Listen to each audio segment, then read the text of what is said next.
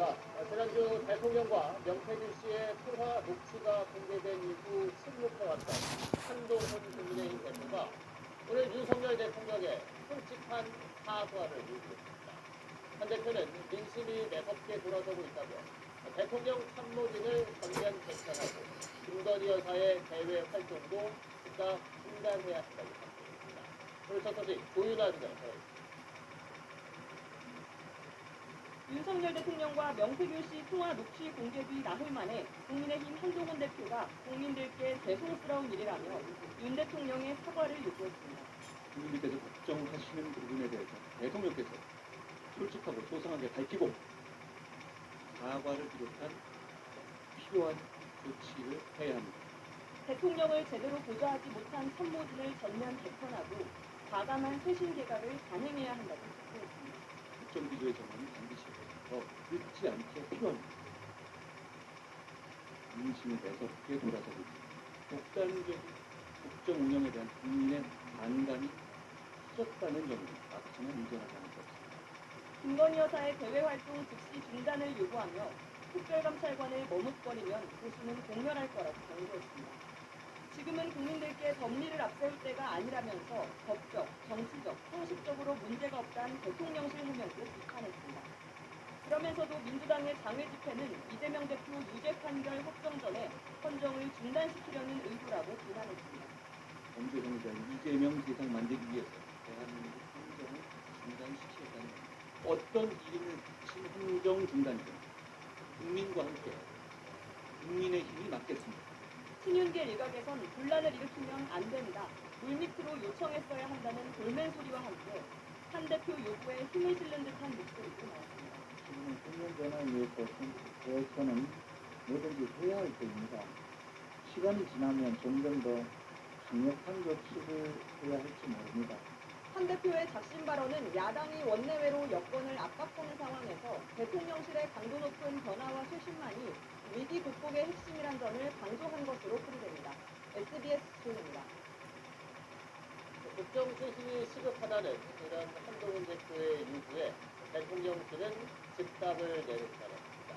이번 달 말쯤 윤석열 대통령이 입장을 밝히는 자리가 있을 거라는 게 대통령실의 생각인데 현실 인식과 대응 방식이 아니하다는 지적이 여당 안에서 나오고 있습니다.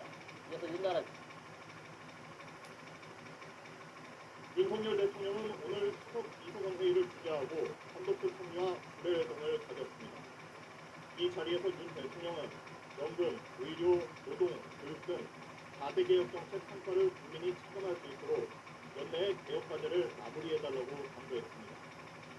앞서 한동훈 국민의힘 대표의 대통령실을 향한 요구사항에 대해서는 언급하지 않았습니다. 대통령실은 이번 주말 임기 반환점에 맞춰 내일과 모레 국정성과 브리핑을 준비하고 있습니다. 성태윤 정책실장과 김태호 국가안보실 1차장이 각각 국내외 성과와 향후 국정운영 방향을 발표하고 윤 대통령은 참석하지 않습니다. 정책과 현안을 분리해 대응하겠다는 게 대통령실 생각인데 대통령실 고위 관계자는 윤 대통령이 외교일정 등을 고려해 이달 말 현안에 대해 국민에게 별도로 설명하는 기회를 갖게 될 거라고 말했습니다. 이 관계자는 대통령이 매번 나설 수 없는 것 아니냐며 다소 시간이 걸리더라도 명태균 공청 개입 의혹에 대한 정확한 입장을 밝히는 게 맞다고 설명했습니다. 그러나 여당에선 대통령 입장 표명이 늦어질 경우 임기 반환점을 전후로 국정동력 확보에 타격을 입을 수 있다는 목소리가 터져나오고 있습니다. 집이 화재 불이 나서 헐헐 타고 있는데 나중에 일주일 뒤에 내가 문 갖고 올게 라고 얘기하는 것도 별로 다를 수 없다고 생각을 합니다. 여당의 신속한 대응 요구에 대통령실이 안이하게 대응하고 있다는 지적이 여당에서 나오는 건데 당정이 느끼는 위기의식의 차이가 그만큼 크다는 게 더 큰 문제라는 지적입니다. SBS 윤나라입니다.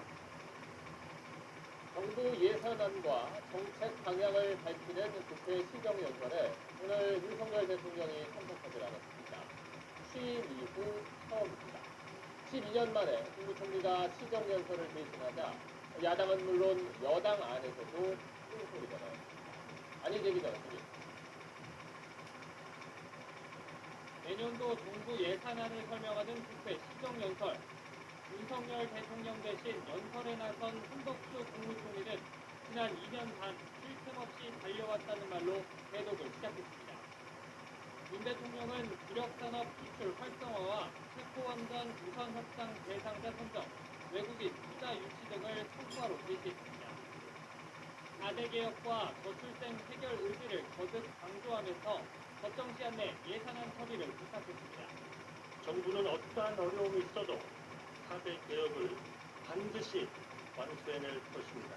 법정 시한 내에 예산안을 확정해 주시기를 간곡히 부탁드립니다. 예산안 시정연설을 총리가 대독한 건 2012년 김영식 총리 이후 12년 만으로 대통령실 고위 관계자는 야당의 탄핵 공세가 예상되는 상황에서 경쟁을 키울 우려가 있었다고 불참 이유를 설명했습니다. 김건희 여사나 명태균 씨 등 정치 현안에 대한 언급은 없었고 지난해 연설문에 등장했던 혁포 같은 표현도 나오지 않았습니다. 우원식 국회의장은 대통령 불참에 유감을 표했고 민주당은 22대 국회 개원식에 이어 시정연설마저 거부했다며 비난했습니다. 민주화 이후 이처럼 노골적으로 국회와 국민을 무시한 대통령은 없었습니다. 무책임만 있는 불통령입니다. 민주공화국 대통령 자격이 없습니다. 여당에서도 각종 논란이 불편해도 참석해야 했다며 이해할 수 없는 판단이란 지적이 나왔습니다. 대통령께서 시장을 해주셔서 아쉽다고 생각합니다. 민주당은 대통령실과 권력기관 예산을 대폭 삭감하겠다고 벼르고 있어서 연말 예산 국회가 여야의 또 다른 강대강 충돌 장이 될 전망입니다. SBS 정치입니다. 민주당이 대통령의 거짓말에 책임을 묻겠다며 명태균 게이트 진상조사단을 출범했습니다. 국회 법사위에선 민주당 주도로 세 번째 김건희 여사 특검법 발표했습니다. 야권 움직임은 김기태 기자가 들었습니다. 윤석열 대통령 부부와 명태균 씨 간 공천 개입 의혹을 명태균 게이트로 규정한 민주당은 오늘 진상조사단을 출범하고 첫 회의를 열었습니다. 조사단은 최근 공개된 녹취 등을 통해 윤 대통령이 취임 이후 명 씨와 접촉한 적이 없다는 대통령실 해명은 모두 거짓이었다고 주장했습니다. 진상을 낱낱이 조사해 국정조사 기반을 만들고 특검 자료로 쓸 수 있게 하겠다며 목소리를 높였습니다. 윤석열 대통령의 거짓말, 대놓고 하는 거짓말에 대해서 저희가 법적 책임을 묻게 될 것입니다. 여당을 향해선 김건희 여사 특검에 대한 압박 수위를 끌어올렸습니다. 특별감찰관을 추진하는 한동훈 국민의힘 대표를 향해 김건희 여사 특검법부터 수용하라고 거듭 촉구했습니다. 본질은 김건희 여사의 특검 수용, 특검을 통한 진실이 밝혀지는 것입니다. 명확한 녹취가 나왔는데 여전히 특별감찰관 탄핵입니까? 민주당 주도로 세 번째 김여사 특검법이 국회 법사위에 상정됐고 국민의힘은 정쟁용 입법이라고 반발했습니다. 선거를 앞두고 뭔가 관심을 느끼고 정말 민생을 위한 정쟁 입법 아닙니까? 불법적인 것을 저렇게 쉽게 얘기하면서 엄청 거래를 하고 있는가 정말 너무 부끄럽더라고요. 이런 데도 특검 안 한다고요? 11월을 김건희 특검의 달로 정했다는 민주당은 세 번째 김여사 특검법을 이재명 대표 공직선거법 선고 하루 전날인 오늘 14일 본회의에서 처리한다는 방침입니다. SBS 김기태입니다. 이 내용은 정치부 이성훈 기자가 더 짚어보도록 하겠습니다. 여당 대표는 태시가 급하다고 하는데 대통령실의 생각이 달라 보입니다. 대통령 입장 표명 시기를 놓고도 좀 양쪽의 시각차는 있어 보이네요. 이제 앞서 리포트에서도 보신 것처럼 이 대통령실은 입장 표명 시기를 이달 말쯤으로 생각을 하고 있습니다. 하지만 한동훈 대표는 최대한 빨리 이 사과를 포함해서 필요한 조치를 해야 한다는 그런 입장입니다. 이달 10일은 윤석열 대통령이 임기 반환점을 보는 날입니다. 14일은 야당 주도로 국회 본회의에서 세 번째 김건희 특검법이 통과될 가능성이 크죠. 대통령은 이달 중순쯤 외교 일정이 있을 것으로 관측이 되는데 한 대표 측은 늦어도 그 전에 입장 표명이 있어야 한다는 겁니다. 한 친한 인사는 SBS에 지금과 같은 작경기에 한 달은 1년과 마찬가지라면서 이 대통령실에 아니라는 식을 꼬집히고 있습니다. 앞서도 그 다툼한 한동훈 대표는 이제 대통령 사과 그리고 또 국정 조정이 필요하다고 다시 한번 요구를 했는데 대통령께서 이걸 받아들일까요? 지난달 21일 이른바 윤한 면담이 있었죠. 이 한동훈 대표가 윤석열 대통령에게 김건희 여사 라인 정리, 대외 활동 중단, 의혹 규명 협조 등을 요구했는데 단 한 가지도 받아들여지지가 않았습니다.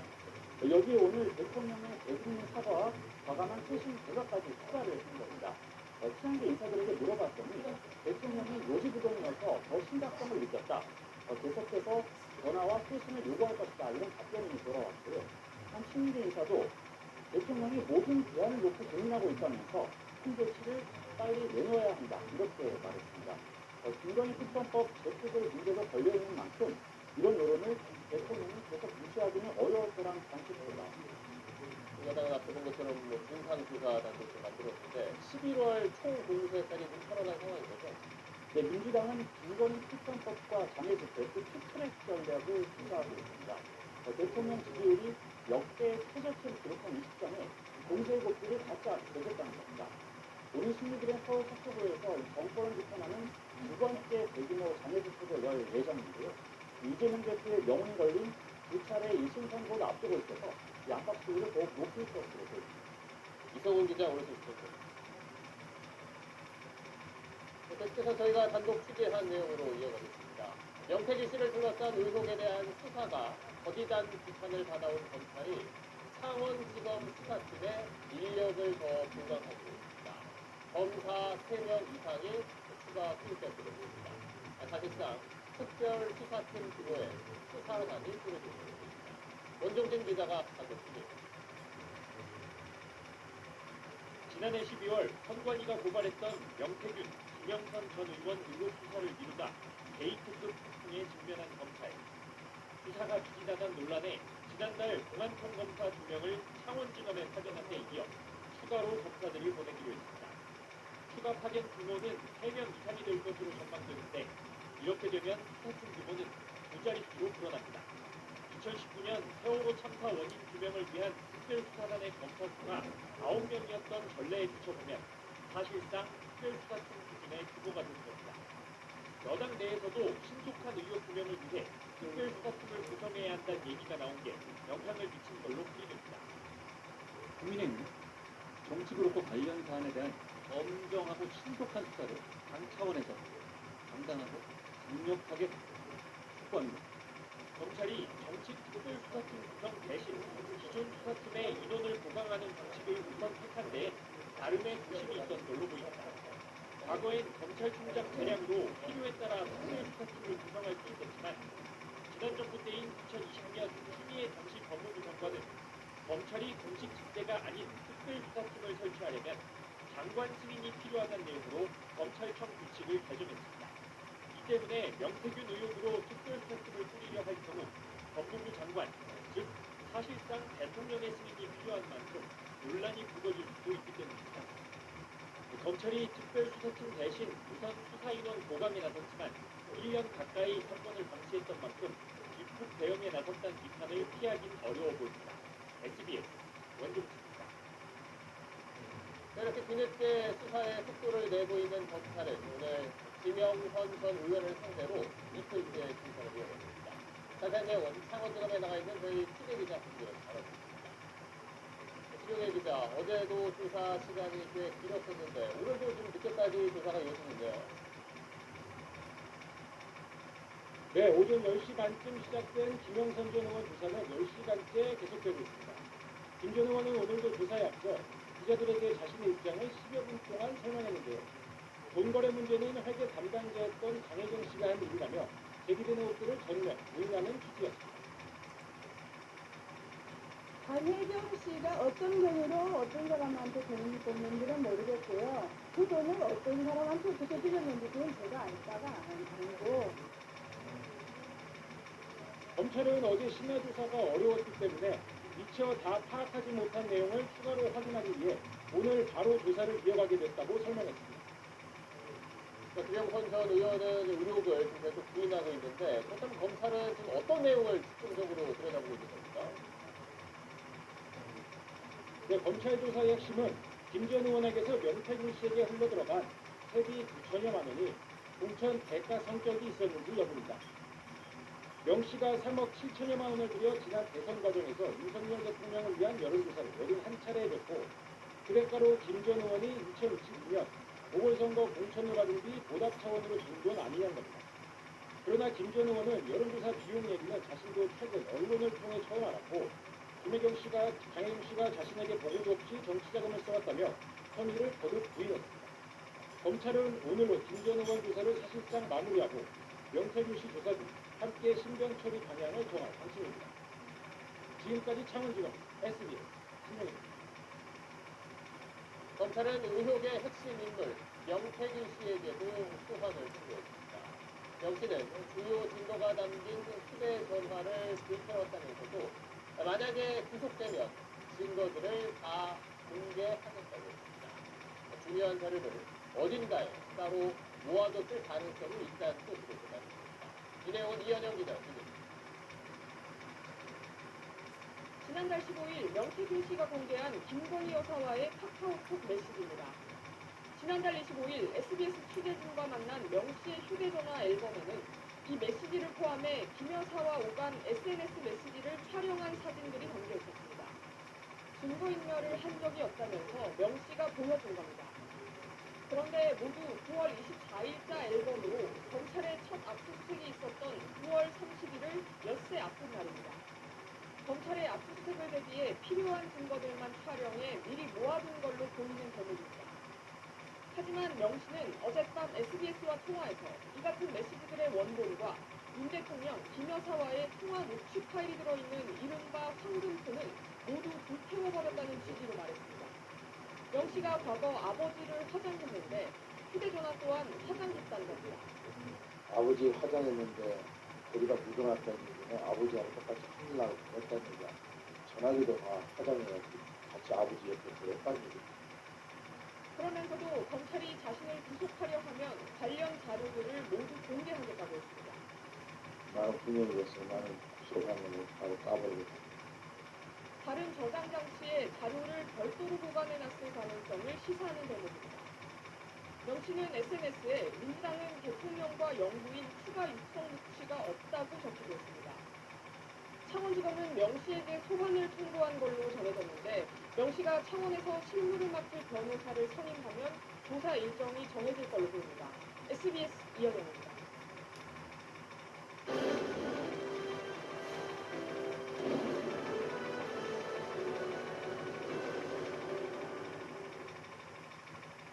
미국 대선 본투표가 우리 시간으로 내일 저녁 시작됩니다. 해리스 부통령은 흑인과 젊은 층을 상대로 막판 기세에 나섰고 트럼프 전 대통령은 특유의 거친 발언을 이어가며 선거 결과에 굴복할 수 있다는 것을 거듭했습니다. 먼저 미국 워싱턴에서 남승모 스포츠 전합니다.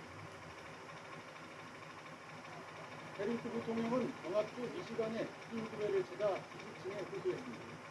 기도만 할 게 아니라 행동에 나서야 한다며 투표를 독려했습니다.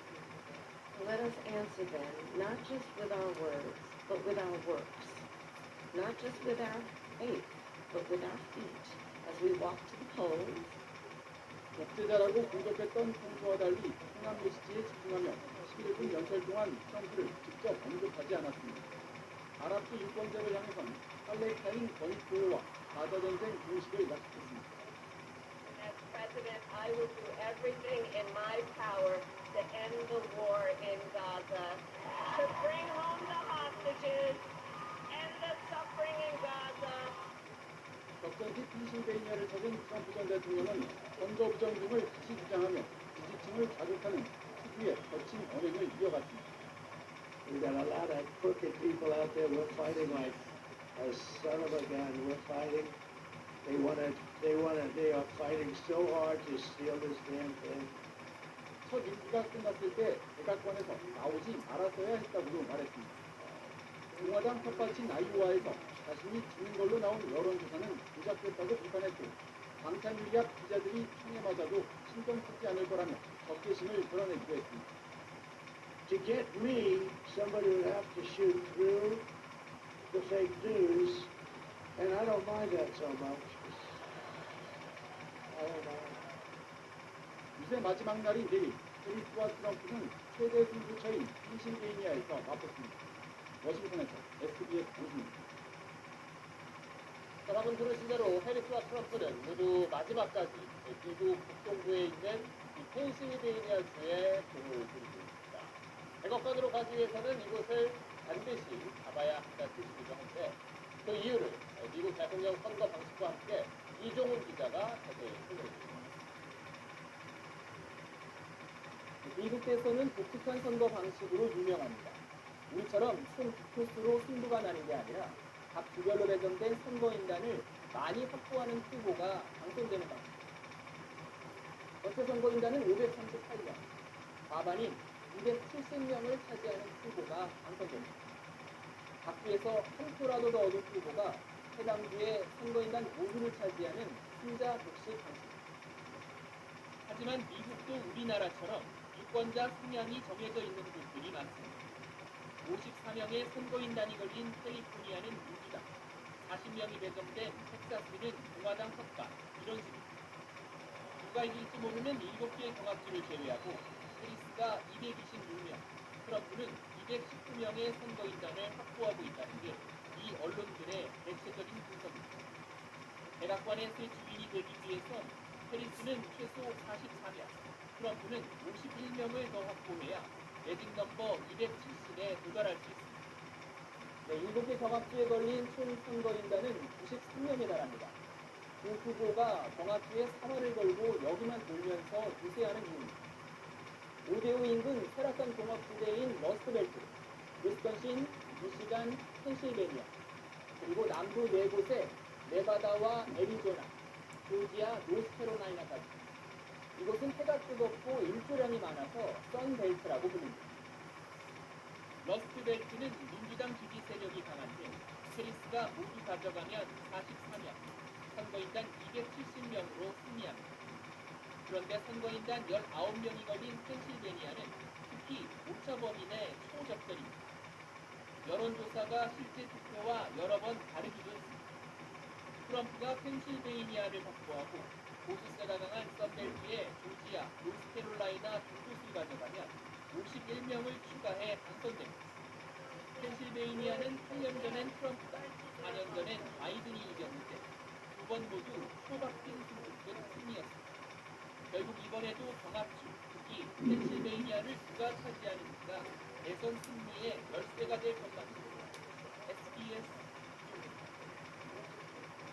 자, 그럼 미국 대선 결과를 현지에서는 어떻게 예측하고 있을지 워싱턴 연결해서 자세히 알아보겠습니다. 상승파원 초박빙이다, 정말 팽팽하다는 소식이 계속 들리는데 그럼 그곳에서는 막판 판세 어떻게 보고 있습니까? 7개 경합주 여론조사에서 해리스가 4주 1무 1표를 기록했습니다. 뉴욕타임스 조사인데요. 네바다와 노스캐롤라이나, 위스콘신, 조지아에선 해리스가, 애리조나에선 트럼프가 앞서는 걸로 나타났습니다. 펜실베이니아와 미시간은 동률이었습니다. 미국 MBC 방송의 전국 여론조사는 49대 49 동률이었는데 모두 오차범위 내어서 승패를 예단하기는 어려운 상황입니다. 얼마 전까지만 해도 트럼프가 좀 앞서가는 분위기였는데 해리스가 지금 다시 반등하는 모양새네요. 트럼프가 조작됐다고 주장한 공화당 당선자 아이오와 여론조사에서 해리스가 47대 44로 3%포인트 앞섰는데요. 여성수에서 20%포인트 앞선 게 결정적이었습니다. 트럼프가 해리스 지지층 유색인종, 특히 남성수를 잠식하면서 기세를 올렸는데 인구의 30%에 달하는 백인 여성수가 해리스 쪽으로 기울면서 이를 실시한 걸로 보입니다. 또 박빙으로 진행 중인 이번 대선 결과는 백인 여성과 청년 남성의 숨은 투신이 막판 변수로 떠오르고 있습니다. 임신 중지 문제를 놓고 해리스에 공주하는 백인 여성과 경제가 불만이지만 투표율은 낮은 트럼프 지지 청년 남성을 각 후보 측이 얼마나 표정으로 끌어내느냐가 관건이 될 거란 전망입니다. 이번 선거가 워낙 치열해서 끝나도 끝난 게 아니다, 폭력 사태까지 우려된다, 이런 전망도 있더라고요. 경합주에서 추천표차 접전이 현실화할 경우 대검표율이나 선거 공정성을 둘러싼 대규모 소송전이 벌어질 수 있습니다. 트럼프는 조기 승리 선언이나 세대시 불법단에서는 이미 여러 차례 시사했는데 사실 지난 대선 때 일곱 특종 같은 폭력 자체가 재현되는 거 아니냐 이런 우려까지 나오고 있습니다. And if Trump is defeated, he will not accept the result. He will do everything he can to try to prevent that challenge. 또 이런 사태가 없다 해도 지난 대선 때 당선이 확정되기까지 사흘이나 걸렸던 만큼 승패가 빨리 결정되기는 어려울 거로 보입니다. 허신선입니다. 다음 소식입니다. 민주당이 그동안 당 안에서 엇갈린 목소리가 나왔던 금융투자 소득세를 폐지하겠다고 발표했습니다. 이재명 대표는 우리 주식시장이 너무 어려워서 정부 여당이 밀어붙이는 금투세 폐지에 동의했다고 말했는데 국민의힘은 1,400만 투자자의 승리라며 환영한다는 입장을 밝혔습니다. 박창근 기자. 이재명 민주당 대표는 당내에서 찬반이 치열하게 갈렸던 금융투자 소득세를 결국 폐지하기로 결정했다고 밝혔습니다. 원칙과 가치에 따르면 고통이 뒤따르더라도 시행해야 하지만 현재 주식시장이 너무 어렵다며 결정 배경을 설명했습니다. 지금 현재 대한민국 주식시장이 너무 어렵다. 아쉽지만 정부 여당이 밀어붙이는 금융투자 소득세 폐지에 동의하기로 했습니다. 금투세 시행을 미루거나 고쳐서 시행할 경우 정부 여당이 끊임없이 정쟁 수단으로 활용한다는 점도 문제였다고 말했습니다. 민주당 핵심 관계자는 유예가 아닌 폐지로 결론 내린 데 대해 논의 과정에서 개인 투자자들이 유예도 시행 신호로 받아들인다는 점을 고려했다며 결국 시행이냐 폐지냐를 놓고 이 대표가 결정한 거라고 설명했습니다. 개인 투자자 일각에서 금투세는 이재명세라며 여론을 조성한 데 따른 부담감도 폐지 결정에 영향을 미친 걸로 풀이됩니다. 이와 함께 최근 보수 원로들과 재계 인사들을 잇따라 만나는 이 대표가 정책적으로도 중도 외연 확장에 나섰다는 평가도 나옵니다. 금투세 양보 대신 이 대표는 이사의 충실 의무를 주주로 확대하는 선법 개정에 속력을 쏟겠다고 밝혔습니다. 국민의힘 한동훈 대표는 민심 이기는 정치 없다며 금투세 폐지는 1,400만 투자자의 승리라고 환영했습니다.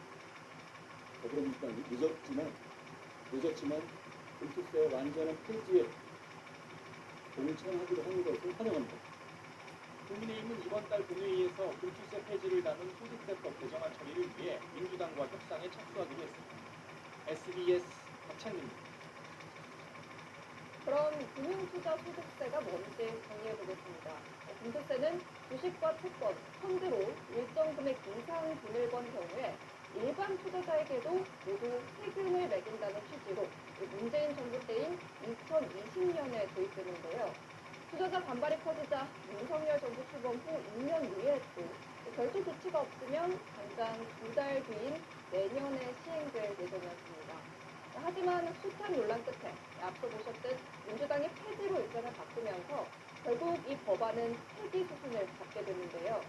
일단 우리 증시는 오늘 크게 오르며 환영하는 반응이었지만 여전히 풀어야 할 과제는 남아있습니다. 김수영 기자가 보입니다.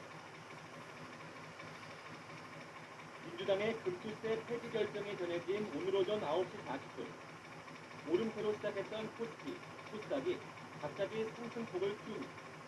코스피는 1.8%, 개인 투자자 매매 비중이 높은 코스닥은 더 크게 반응해 3.4% 급등한 채 장을 마쳤습니다. 금투세 과세 대상인 금융투자로 5천만 원 이상을 버는 승수는 전체 투자자의 1% 정도지만 이들의 이탈이 전체 증시 약세로 이어진다는 불확실성으로 일단 해소된 데에 대한 반응이란 분석입니다. 그간 한국 증시는 박스권 홍보가 장기화되면서 증시의 대기 자금으로 통하는 투자자 예탁금이 연중 최저, 해외 투자금은 역대 최대 수준을 기록했습니다. 개인 투자자들이 돌아오면서 수급에는 순풍이 트일 수 있지만 본질적으로는 주력 산업에 대한 실적이 뒷받침돼야 한다는 지적입니다. 개인들로서 투자 수익이 조성할 기회를 주었고 그 투자 전환했던 개인 투자자들이 구매를 다시 폐기했습니다. 다만 금투세는 기존의 거래세 폐지를 전제로 추진돼 2022년 0.23%였던 거래세는 현재 0.18%, 내년 0.15%로 한 차례 더 낮출 계획이었습니다.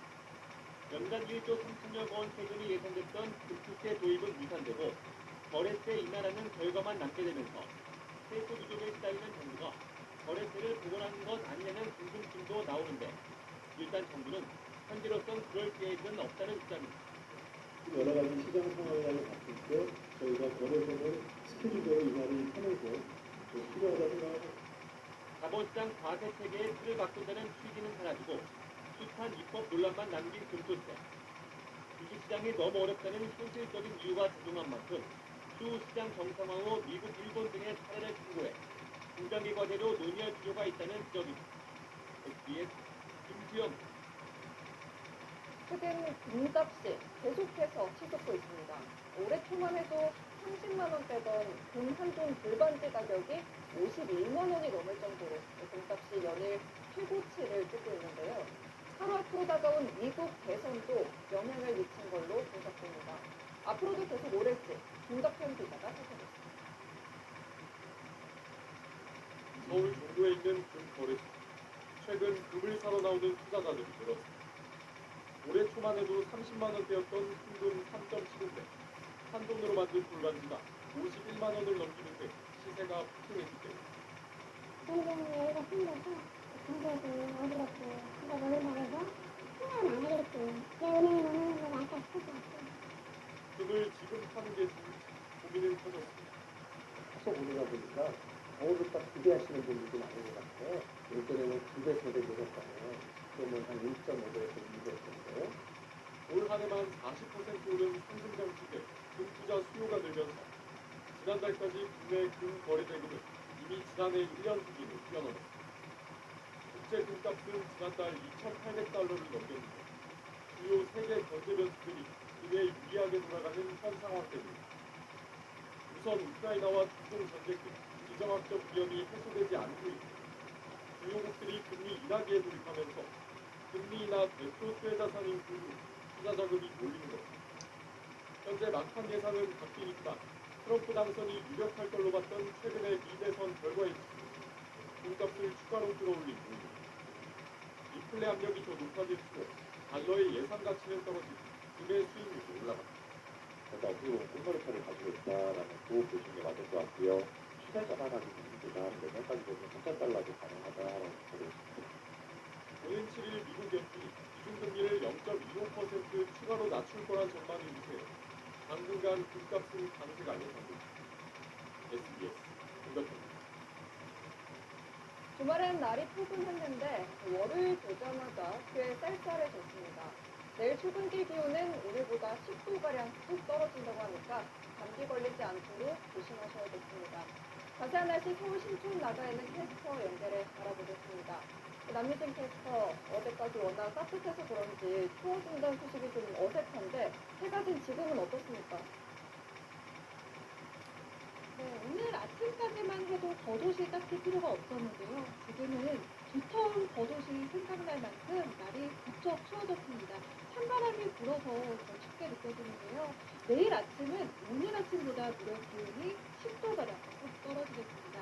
내설의 아침 기온이 5도까지 내려가겠고요.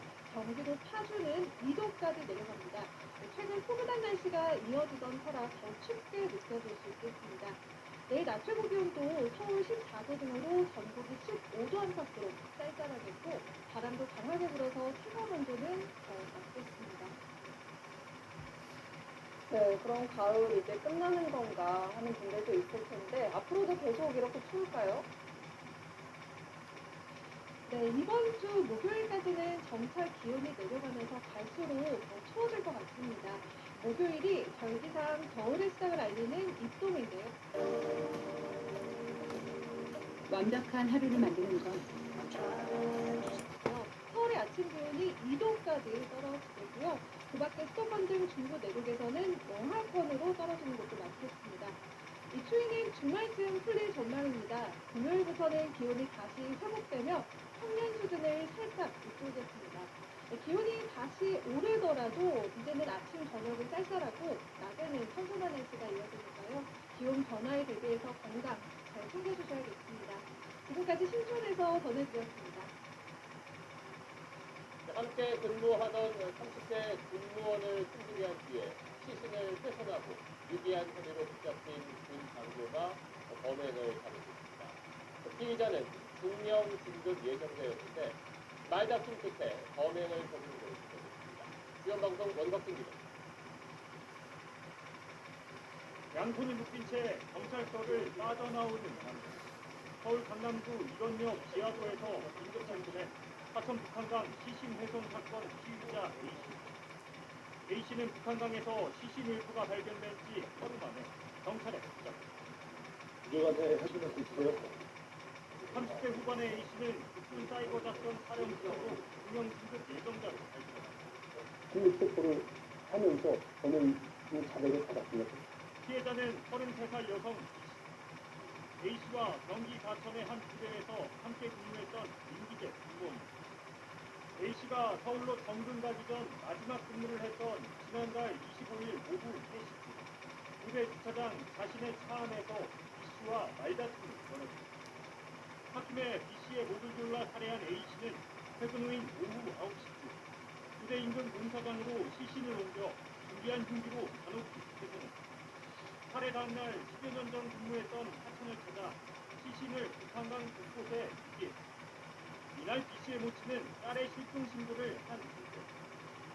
정근지로 정상 출근하던 A씨는 지난 2일 시신 일부가 수면 위로 떠올라 결미가 경찰 조사 결과 A씨는 손진 B씨의 휴대전화로 부대와 가족, 지인 등에게 메시지를 보내 범행을 은폐하려 한 사실도 드러났습니다. 강원경찰청은 피의자 신상 공개도 검토하고 있다고 밝혔습니다. 경찰은 살인과 사체 선대, 사체 은닉 혐의로 A씨에 대한 구속영장을 신청한 상태입니다. 이런 서울 강남 한복판에서 역주행하며 차량 여러 대를 들이받은 혐의로 붙잡힌 20대 운전자가 지금까지 면허를 딴 적이 없는 걸로 보도됐습니다. 어머니 차를 몰래 끌고 나왔던 그 운전자는 사고를 낸 뒤 어머니에게 전화를 걸어서 시동을 어떻게 끄는 건지 모르겠다고 말했습니다. 김태현 기자가 준비했습니다. 부서진 차를 위로 흰 승용차가 사람 위로 올라갑니다. 한 시민이 운전자에게 밖으로 나오라고 손짓하지만 차는 후진을 하더니 역주행에 오토바이를 들이받습니다. 그제 서울 테헤란로에서 20대 여성 A씨가 차량 7대와 오토바이 1대를 들이받아 9명이 다쳤습니다. 이 사고 40분 전엔 폰타구에서 유모차를 들던 30대 여성을 치고 달아났습니다. A씨는 사고 직후 어머니에게 전화를 걸었습니다. 건들들을 보시면서 우려더인 A씨는 폰타구 어머니 집에서 신노년역 부근 자신의 집으로 어머니의 차를 몰래 몰고 가다 사고를 낸 것으로 파악됐습니다. 어머니가 차를 따라가며 A씨를 말리려는 모습도 CCTV에 포착됐습니다.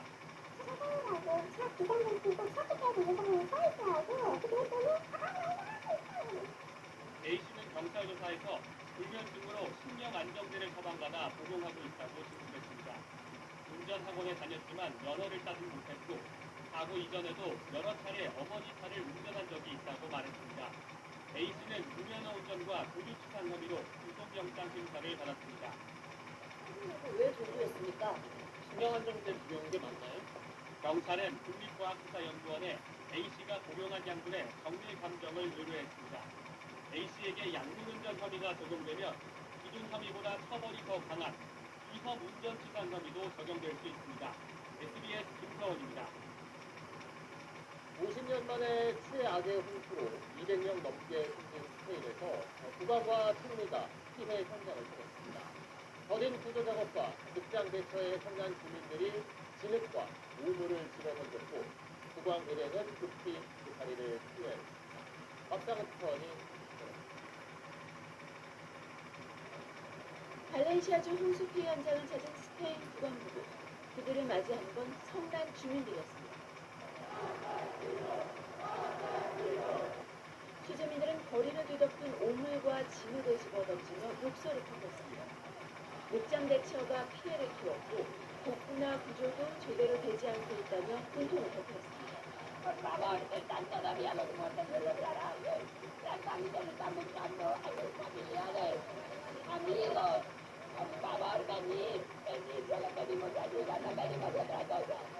경호원들이 급히 우산 등으로 구강 일행을 보호했지만 진흙을 맞는 수모는 피할 수 없었습니다. 병원 2명이 다쳤습니다. 구강일에는 서둘러 방문 일정을 마무리했고 다른 수해 지역 방문도 취소했습니다. 수해 현장을 찾은 추위도 진흙 공격을 당했고 차량은 크게 파손됐습니다. 피해 지역에선 주방용품 등을 두드리며 당국의 무능에 항의하는 시위가 이어졌습니다. Pues lo que puede suceder con algunos violentos absolutamente nacionales, el conjunto de la ciudadanía 지난달 29일 발생한 스페인 대홍수 사망자는 217명으로 늘었습니다. 실종자는 여전히 수십 명에 달하고 3천 가구엔 전기가 끊긴 상태입니다.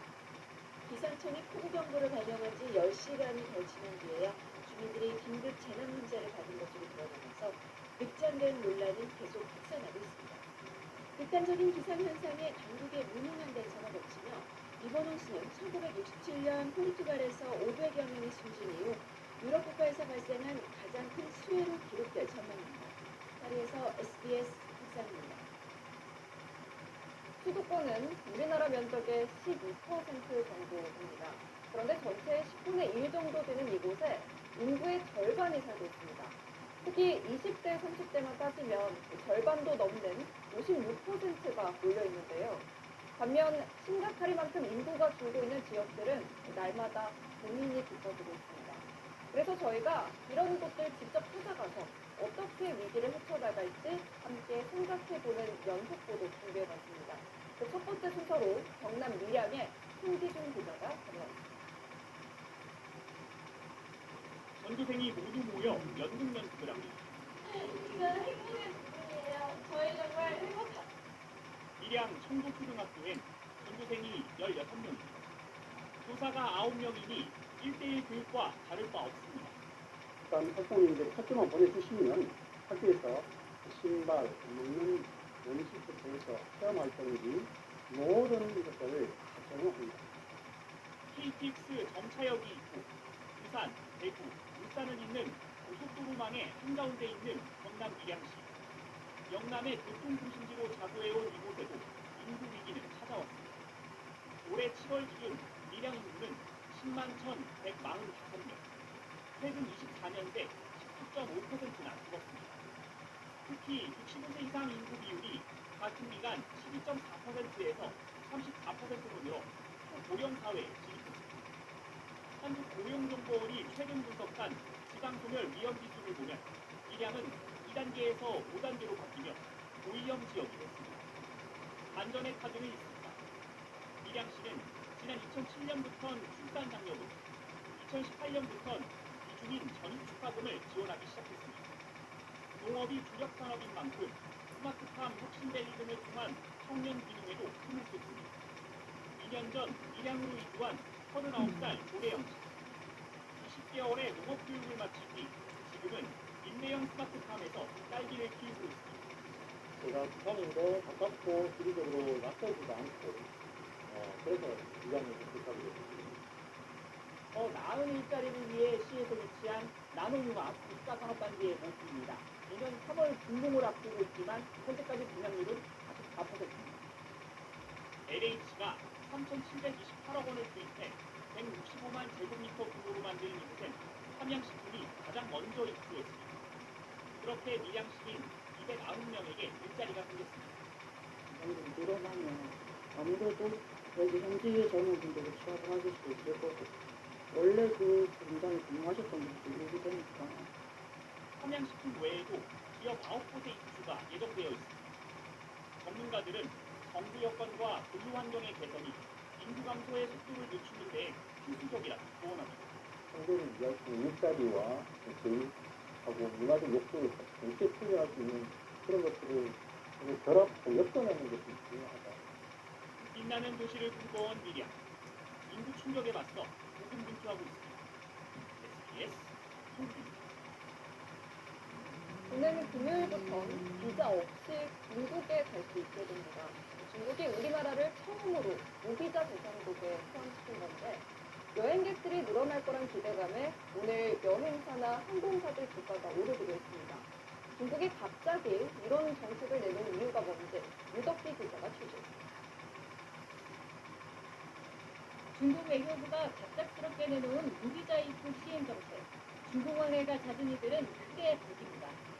이번 계기로 출장도 더 자유롭게 갈 수 있게 되고 거래처 방문도 용이할 것 같아서 너무 더 자주 가게 될 것 같습니다. 비자 때문에 조금 중국 여행지에도 배제하는 약간 그랬었는데 여행지에 끼어서 고려할 수 있는 것 같아요. 그동안 중국 비자는 일회성 단체 비자 발급에도 비용이 6만 원 이상, 기간은 일주일 이상 걸렸습니다.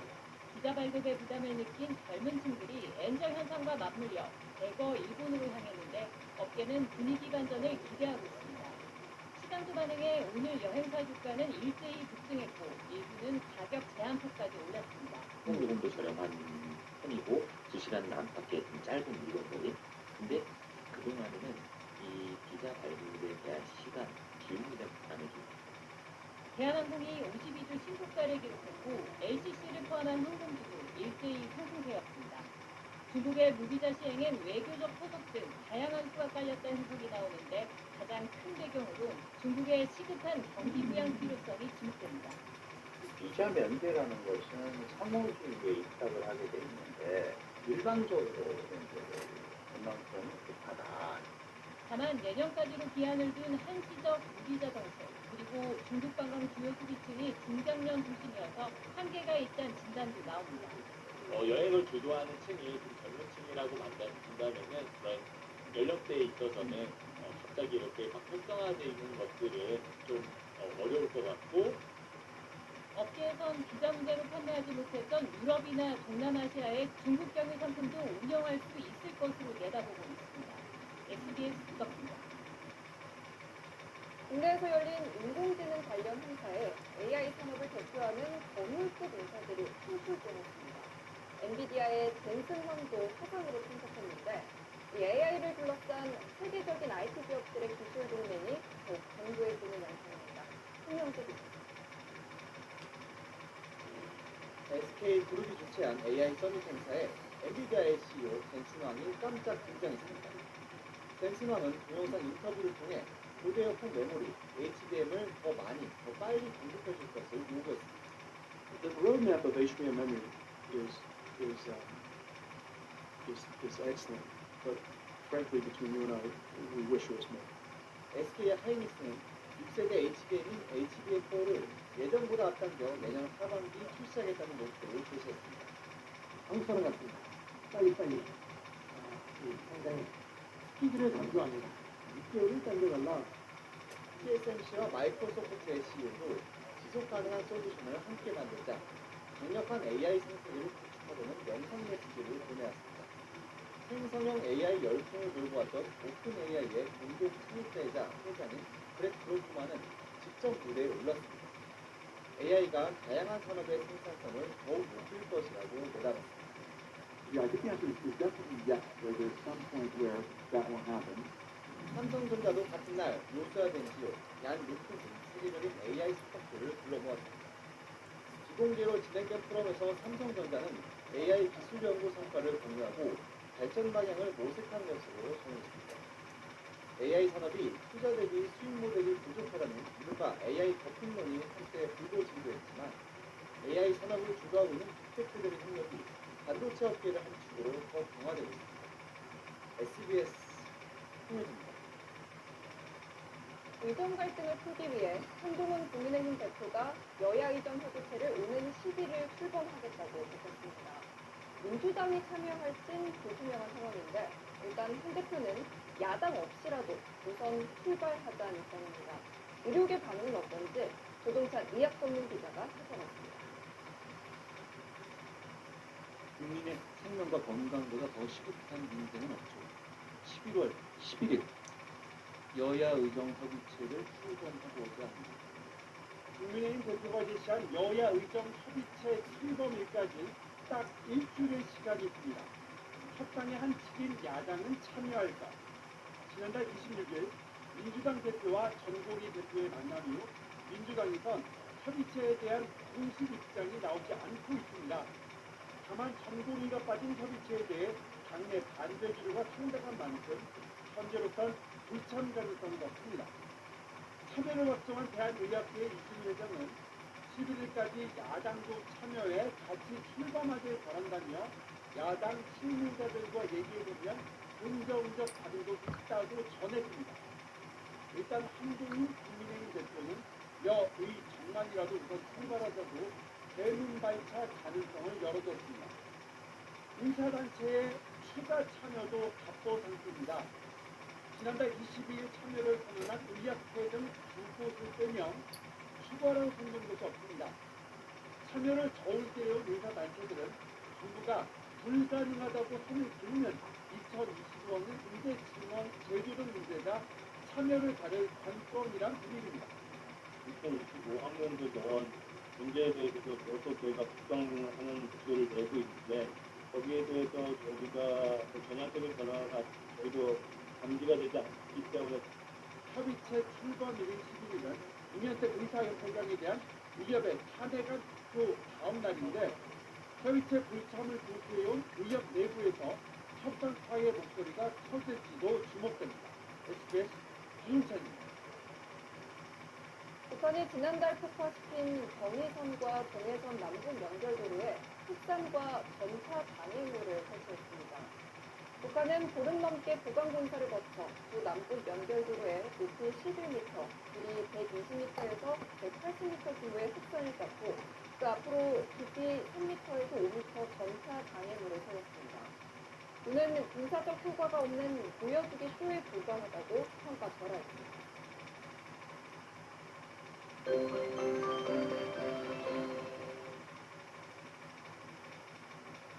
날씨가 제법 추워졌습니다. 오후부터는 바람의 방향이 차가운 북서풍으로 바뀌면서 기온도 뚝뚝 떨어지고 있는데요.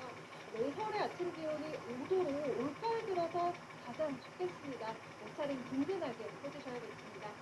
그 밖에도 내일 중부 내륙을 중심으로 아침 기온이 5도 안팎을 보이면서 파주와 철원이 2도로 오늘보다 10도 이상 기온이 뚝 떨어지겠고요.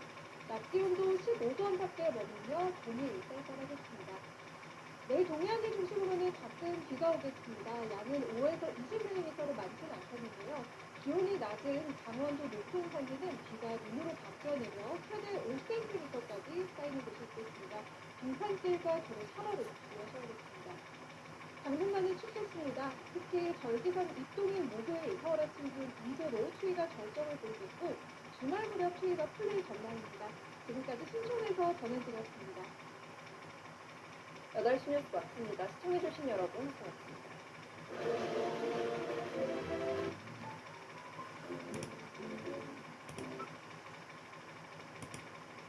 네, 비아노스는요 하루에 딱 한 캡슐로 남성분들의 건강, 지구력 그리고 체력까지 괜히 동해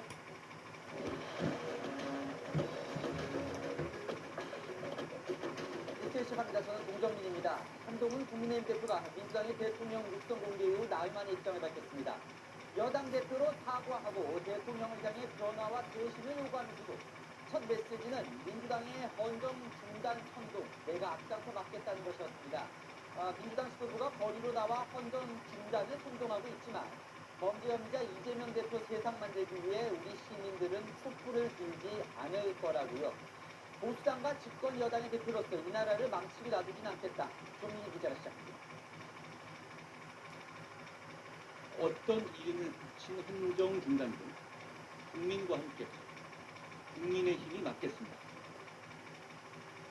보수당의 당대표로서 집권 여당의 당대표로서 제가 앞장서서 맡겠습니다. 한동훈 국민의힘 대표가 윤석열 대통령과 명태균 씨 통화 녹음 공개 나흘 만에 첫 입장을 내놨습니다. 집권 여당 대표로 사과하면서도 당회 집회에 나선 야권을 향해서는 공세를 퍼부었습니다. 범죄 혐의자인 이재명 세상 만들기 위해서 대한민국 헌정을 중단시키겠다는 겁니다. 이재명 세상 만들려고 우리 시민들이 촛불 들지 않을 거다. 그러니 착각하지 말아라. 탄핵과 조기 대선, 하야 요구를 헌정 중단으로 규정하고 반드시 막겠다고 나섰습니다. 한 대표는 여야 모두 국회 정치로 지탄받을 때가 극복할 절호의 기회라며 당이 변화와 쇄신을 이끌겠다고 했습니다. 우리는 권력자에게 할 말 했고 부적절한 문자는 다 반했고 과거와 달리 잡음 있는 공천 시도는 가차없이 잘라낸 정당이기 때문입니다. 여야 의정협의체는 야당이 참여하지 않아도 오는 11일 출범한다고 예고했습니다. 친한계 관계자는 부패 정치와 결별한 본인이 있는 한 범죄 혐의자에게 나라를 내주는 행정 중단은 없다는 자신감이라고 설명했습니다. 채널A 뉴스 조민기입니다. 야권의 헌정 중단을 막겠다는 한동훈 대표 대신 윤석열 대통령을 향해 독단적인 국정 운영이라 표현을 써가며 보강도 쇄신을 압박했습니다. 대통령은 사과하고 김건희 여사는 즉각 활동을 중단하라. 특검을 제외하고는 거의 다 망라한 5대 쇄신 요구를 했습니다. 이어서 백승현 기자입니다. 한동훈 국민의힘 대표는 명태균 씨 논란 관련 윤석열 대통령의 사과를 직접적으로 요구했습니다. 대통령께서 솔직하고 소상하게 밝히고 사과를 비롯한 필요한 조치를 해야 합니다. 이번 사안의 경우는 적어도 지금 국민들께 법리를 먼저 앞세울 때는 아닙니다. 참모진 전면 개편, 인적 쇄신, 김건희 여사 대외활동 즉시 중단, 특별감찰관 즉시 시행 등 5가지를 요구했습니다. 한 대표는 독단적인 국정 운영도 언급하며 윤 대통령을 향해 고강도 쇄신을 압박했습니다. 독단적인 국정 운영에 대한 국민의 반감이 커졌다는 점을 아깝지만 인정하지 않을 수 없습니다. 그동안 내놓은 김 여사 관련 3대 요구에 이어 국정 전체로 쇄신 범위를 넓혀 압박 수위를 올린 겁니다. 일부 친윤계 지도부도 대통령실에 쇄신을 요청했습니다. 지금 국면 전환용 인사를 하지 않겠다 이런 말의 행문들이 국민들에게 알려지고 있습니다. 지금은 국면 전환을 위해서는 뭐든지 해야 할 때입니다. 친한계 인사는 한 대표가 할 수 있는 얘기를 모두 던졌다면서 대통령이 결자 해지해야 한다. 이제 용산의 시간이라고 말했습니다. 채널A 뉴스 백승현입니다. 공을 넘겨받은 대통령실은 오늘 한동훈 대표의 요구에 공식적인 답은 하지 않았습니다. 다만 직후 열린 대통령 주재회의에서는 정치 공세에 휘말리지 말고 일로 승부하자는 이야기가 나온 것으로 파악됐습니다. 정책 소통을 내일부터 시작합니다. 안보경 기자 단독보도입니다. 윤석열 대통령이 오늘 수석비서관 회의에서 개혁 정책의 성과를 국민이 체감할 수 있도록 하라고 지시했습니다. 채널A 취재 결과 오늘 회의에서는 최근 명태균 씨 녹음 공개 이후 대통령실을 겨냥한 공세와 관련한 논의도 진행된 걸로 파악됐습니다. 정치 공세에 휘말리지 말고 흔들리지 말고 미래 성과를 가지고 말하자는 뜻을 함께 공유한 걸로 알려졌습니다. 이 회의는 한 대표의 오전 회의 발언 직후 열린 회의였습니다. 대통령실 고위 관계자는 정치 공세가 어느 쪽을 지칭하는지는 굳이 언급하지 않겠다라고 밝혔습니다. 오늘 회의에서는 최근 야당의 이른바 당의 집회와 탄핵 공세에 대한 논의도 진행된 걸로 알려졌습니다. 이재명 대표를 살리기 위해 멀쩡한 대통령을 죽이려는 것이라며 야당의 의도는 성공할 수 없다. 국민들의 생각은 다를 것이라는 대화가 오갔다라고 대통령실 관계자는 밝혔습니다. 하지만 당분간은 정치적 압박에 대응하지 않는다는 원칙입니다. 대신 정책 분야 소통에 집중한다는 계획입니다. 대통령실은 이례적으로 내일 송세윤 정책실장, 모레 국가안보실 1차장의 브리핑을 사전 예고했습니다. 후반기 국정운영 과제 등을 90분간 설명하고 질문도 받겠다고 밝혔습니다. 채널A 뉴스 안보경입니다.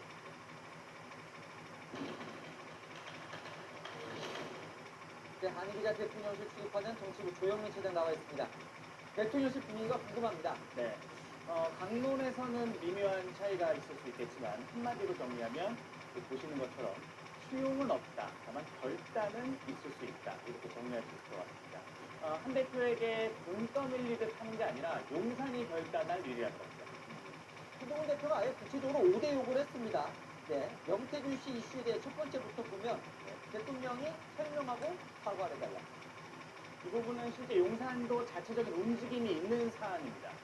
대통령이 직접 국민들에게 이 문제를 포함한 주요 현안에 대해 설명하는 자입니다.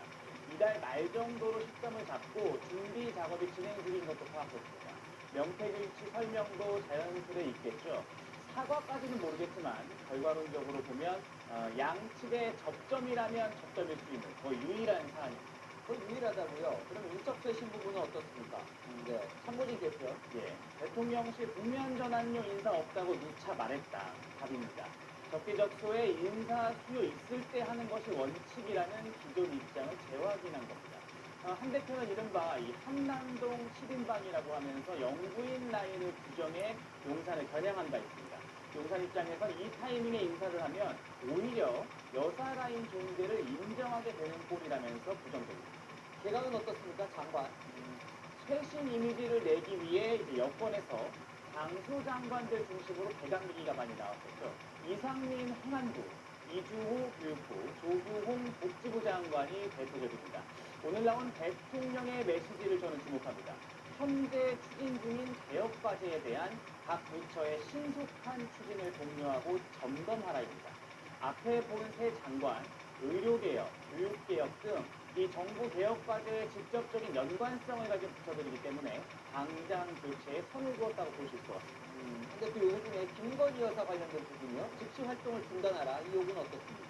이 부분은 사실 이미 대통령과의 독대 자리에서도 요구했던 사안입니다. 대통령실 역시 이미 활동을 자제하고 있다라는 답입니다. 대통령실도 영구인 자제 여론을 충분히 인지하고 있습니다. 이달 초로 예정됐던 제2부속실 공식화가 이뤄지는 분위기도 이 때문인 겁니다. 다음 대통령 순방 일정에 영구인이 동행할지 여부가 이 사안에 대한 대통령의 답이 될 것 같습니다. 자, 그 특별감찰관은 아예 이게 최소한의 조건이라고 했어요, 황교안 대표가. 이 부분은 사실 대통령실도 애초 반대한 적이 없다는 입장입니다. 여야 합의로 국회에서 보내온다면 처리하겠다는 걸로 달라진 건 없습니다. 독단적인 국정운영의 기조를 바꿔야 한다. 이 지적에 대해서는 황 대표. 이 문장이 저도 사실 눈여겨보였는데 이런 표현을 정말 썼느냐 이렇게 되묻더라고요. 특별히 답을 내놓진 않았지만 가장 감정적으로 받아들인 메시지였던 것 같습니다. 자, 이 조사에 출입을 하니까 대통령실은 지금 어떤 고민을 하는지가 시청자들이 많이 궁금해 하시더라고요. 네, 맞습니다. 대통령실 안에 있다고 해서 여론을 전혀 모르고 딴수성 사람처럼 느끼진 않습니다. 변하는 모습의 필요성도 위기감도 똑같이 존재합니다. 국민이 화가 났다고 할 때 대통령이 이런 국민의 마음에 반응하는 모습 자체를 보고 싶은 게 상황의 본질이다. 대통령실 인사의 오늘 지금 상황에 대한 진단이었습니다. 하지만 대통령이 스스로 결단할 시간을 달라는 분위기도 분명 존재합니다. 한 대표가 공개적으로 이렇게 밀어붙이는 방식으로 대통령의 시간을 다시 원점으로 되돌리는 결과를 낳고 있다는 단가입니다. 한동훈 대표가 계속 요구를 하고 있는데 특검에 대해서는 전혀 언급이 없거든요. 맞습니다. 양쪽 모두 특검은 곧 탄핵이라는 생각 같아 보입니다. 한 대표 측에서도 특검은 탄핵이고 탄핵은 보수의 50년 몰락이라고 말하더라고요. 용산도 당에서 탄핵을 동조하는 지경까지 가겠느냐 이런 분위기가 있었습니다. 하지만 당대표 측의 요구, 대통령실의 부름 이런 국면 자체가 반복되면 과연 여권 내 이탈을 막을 수 있겠느냐 이런 우려도 분명 존재합니다. 네, 잘 들었습니다. 한희 기자, 조영민 차장이었습니다. 검찰이 명태균 씨에게 소환을 통보한 것으로 확인됐습니다. 김영선 전 의원 다음 타자인 거죠. 변호인 선임을 마치고 일정을 조율 중인 명 씨, 민주당은 대통령과 영부인 추가 육성 녹취가 없다고 주장하기도 했습니다. 이사야 기자의 단독 보도입니다. 공천개입 의혹의 핵심 인물 명태균 씨가 이르면 이번 주 검찰에 출석합니다. 최근 창원지검은 명 씨에게 정치자금법 위반 혐의 피의자로 조사받으라고 통보했습니다. 현재 수사팀과 명 씨 측이 일정을 조율 중인 걸로 전해졌습니다. 최근 명 씨는 변호사를 선임해 검찰 조사에 대비하고 있습니다. 오늘 중으로 추가 변호인 선임을 마칠 예정입니다. 명 씨는 지난 2022년 5월 9일 윤석열 대통령과의 전화통화 녹취가 공개된 뒤 외부와의 접촉을 최소화했습니다.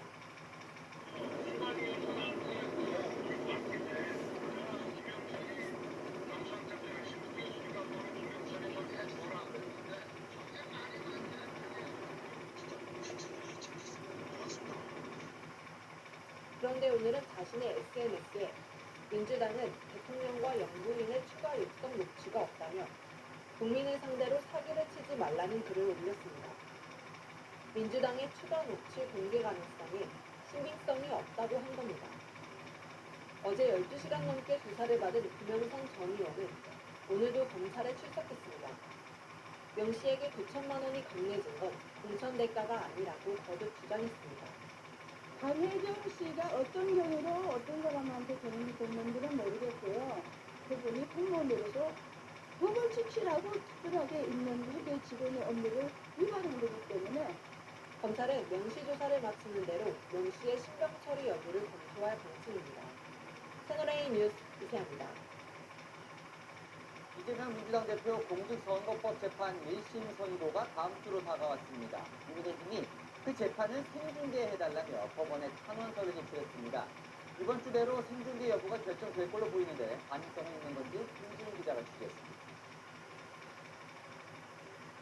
주진우 국민의힘 의원이 오늘 법원에 탄원서를 제출했습니다. 이재명 더불어민주당 대표의 공직선거법 위반 1심 선고 재판을 생중계해달란 내용으로 이 대표에게도 생중계에 동의하라고 압박했습니다. 이재명 대표님, 국민의 알 권리와 본인 스스로의 방어권을 위해서 재판 선고 공개에 동의해 주실 것을 강력히 요청드립니다. 생중계 여부는 재판부 재량으로 결정합니다. 피고인 동의를 받는 게 규칙이지만 공공의 이익을 위해서라면 동의를 생략할 수 있습니다. 현재까지 재판부가 이 대표 측에 동의 의사를 물은 적은 없는 걸로 파악됐습니다. 이 대표 변호인도 재판부가 결정할 문제라는 입장입니다. 이 대표는 4년 전 공직선거법 재판에서 대법원의 무죄 취지 선고 장면이 생중계된 이력이 있습니다. 판결을 선고하겠습니다. 오늘 선고할 사건은 2019도 13328 직권남용 권리 행사 방해 등 피고인 이재명 씨, 박근혜 전 대통령의 국정농단 재판과 국정원 특수활동비 수수 재판, 이명박 전 대통령의 다스 횡령 사건 1심 선고도 생중계됐습니다. 박 전 대통령은 헌법재판소의 탄핵심판 선고도 TV로 생중계됐습니다. 피청구인 대통령 박근혜를 파면한다.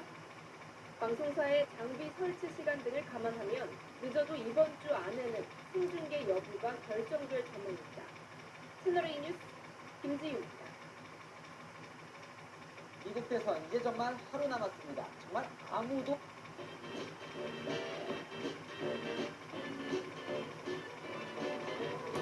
또 승자를 점칠 수 없는 바쁜 상황입니다. 우리나라와 달리 미국은 투표 직전까지도 선거 여론조사를 공개할 수 있는데요. 그 막판 여론조사, 배칭 사이트 결과까지 저희가 다 종합해봤습니다. 박선영 기자가 보다. 마지막까지도 한 치 앞을 알 수 없는 승부입니다. 현지 시각 어제 발표된 NBC 뉴스의 여론조사에서 카멀라 해리스 민주당 대선 후보와 도널드 트럼프 공화당 대선 후보의 지지율은 모두 49%로 같았습니다. 같은 날 나온 ABC 뉴스의 여론조사에서는 해리스가 앞섰지만 두 후보의 격차는 단 3%포인트에 불과합니다. 대선 승리를 위해 반드시 사수해야 할 7개 경합주 상황도 마찬가지입니다. 뉴욕타임스와 시인화대가 유권자 7,879명을 대상으로 공동 조사한 결과 경합주 7곳 중 4곳에서 해리스가 우위를 점한 것으로 나타났지만 모두 표본오차 범위 내에 있어 두 후보 중 누구도 확실한 우위를 점하지 못했다고 뉴욕타임스는 보도했습니다. 경합주 중 가장 많은 선거인단이 걸린 펜실베니아와 미시간주에선 각각 48%와 47% 동률이었습니다. Just because things are so close in 2024, it's so hard to predict. 어떤 후보가 승리할지 베팅을 곳에서도 상황이 급변하고 있습니다. 세계 최대 암호화폐 기반 예측 사이트인 폴리마켓에서 트럼프의 당선 확률은 67%에서 57%로 일주일 만에 10%포인트나 낮아진 반면 해리스는 10%포인트 상승했습니다. 다른 베팅 사이트에서는 두 후보의 격차가 8%포인트로 줄어들었습니다. 대선 전날까지도 두 후보의 접전이 계속돼 현지에서는 역대 대선 중 가장 승자를 예측하기 어려운 상황이 벌어지고 있다고 분석했습니다. 채널A 뉴스 박선영입니다. 한국 시간으로 내일 이 시간이면 미국 대통령 선거가 시작됩니다. 백악관이 있는 이 시각 워싱턴 DC엔 긴장감이 팽팽하게 감돌고 있다는데요. 선거는 축제라고 하지만 이 시위 폭동에 대비해서 이곳에만 경찰 3,000명이 배치되어 있습니다. 현지 바로 연결해 보겠습니다. 최재현 특파원. 대선 하루전 분위기가 어떻습니까? 네, 제가 서 있는 백악관 인근에는 보시는 것처럼 대형 펜스들이 이 사방에 설치가 되어 있습니다. 또 인근 건물 출입구에는 이 나무 판자들이 배치되기 시작하면서 대선을 하루 앞둔 지금 긴장 상태가 흐르고 있습니다. 사실 최근 2년 동안에 최근 2차례 대선 직후에는 모두 시위와 폭동이 발생했었던 만큼 워싱턴 DC에만 3,300명의 경찰관이 투입돼 대비태세에 돌입했습니다. 2016년에는 도널드 트럼프 당시 공화당 대선 후보 당선에 반발했었던 시민들이 폭동을 일으켰고, 조 바이든 대통령이 당선됐던 2020년 대선 뒤에는 강경 트럼프 지지자들의 연방의회 난입 사건이 발생했습니다. 초접전 양상인 이번 대선 역시 트럼프 측이 벌써부터 대선 불복을 시사하는 발언을 했고, 유세 과정에서 트럼프가 암살 위험에 노출된 바 있기 때문에 미 전역이 만일의 상황에 대비 중입니다. 최근 사전 우편 투표함에 방화 의심 사건이 발생한 워싱턴주와 오리건주에서는 주 방위군 대기 명령이 떨어졌고, 경합주 네바다도 주 방위군 배치를 결정했습니다. 네, 지금 초박빙 상황이라고 보도드렸는데 대선 후보들 선거운동 마지막 일정은 어떻게 되는 거예요? 네, 두 후보에게는 이제 단 하루의 시간만 남아있는 상황입니다. 두 후보 모두 이번 대선의 핵심 경합주죠. 펜실베니아를 방문할 계획입니다. 사실 펜실베니아 같은 경우는 경합주에서도 선거인단이 19명으로 가장 많이 배치되어 있기 때문에 이번 대선의 승리와 직결되어 있는 곳입니다. 해리스는 팝스타 레이디 가가, 방송인 오프라 윈프리와 유세에 나설 계획이고, 트럼프 역시 펜실베니아에서 가장 많은 시간 유세를 할 것으로 보입니다. 지금까지 워싱턴에서 채널A 뉴스 최주현입니다. 딱 하루밖에 안 남은 대선, 미국 유권자들은 지금 어떤 생각을 하고 있을까요? 조아라 뉴욕 특파원이 그 생생한 목소리를 직접 들어봤습니다. 대선을 앞두고 미국 내 민심도 반으로 나뉘었습니다. 도널드 트럼프 공화당 후보의 표를 던지겠다는 사람들은 대체로 경제 문제를 이유로 꼽았습니다. 바이든 정부 들어 20% 가까이 오른 물가에 대한 불만을 트럼프 지지로 심판하겠다는 겁니다. I feel like he was in administration the last his 4-year term, I felt like our economy was doing really well. I feel like our gas prices were a lot cheaper. 뉴욕 등 대도시의 불법 이민자가 늘어난 데 대한 불안과 불만도 지지의 이유로 꼽습니다. I wanted Donald Trump come back to power because a lot of new people coming over here. Kill the country completely. 반면 카멀라 해리스 민주당 후보를 지지하는 사람들은 낙태권이나 여성의 권리 등 해리스가 강조하는 정책이 마음에 든다고 밝혔습니다. Trump is not who I want for president. I cannot do that. I'm very much with her on that. Yes, in terms of abortion. 트럼프가 대통령이 돼서는 안 된다는 생각으로 해리스를 선택하는 사람도 적지 않았습니다. Well, it's because I don't like Trump. He got specific views I just don't agree with, like removing, taking, if the school teaches about slavery.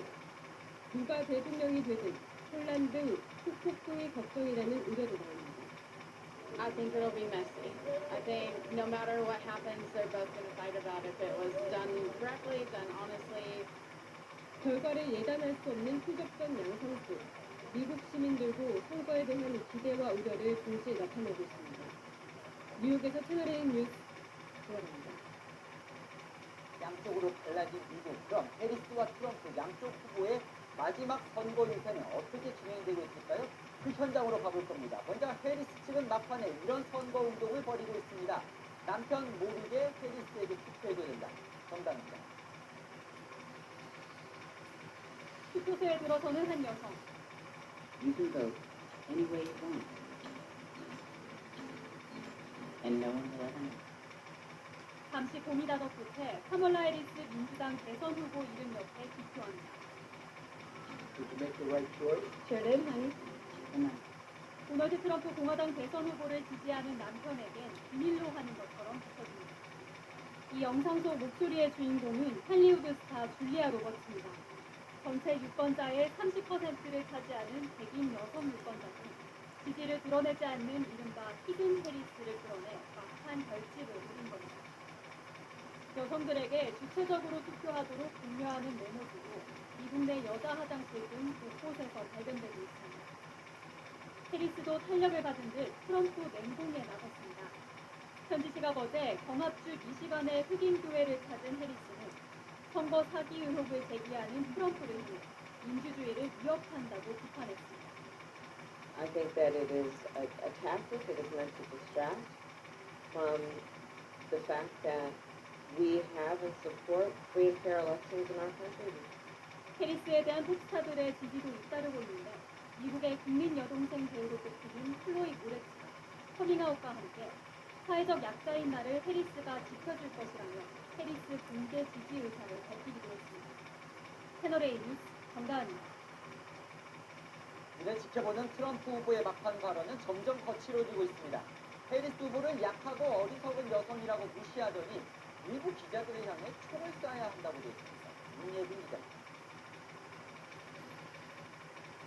You're the worst vice president in the history of our country. Kamala, you're fired. Get out. Get out.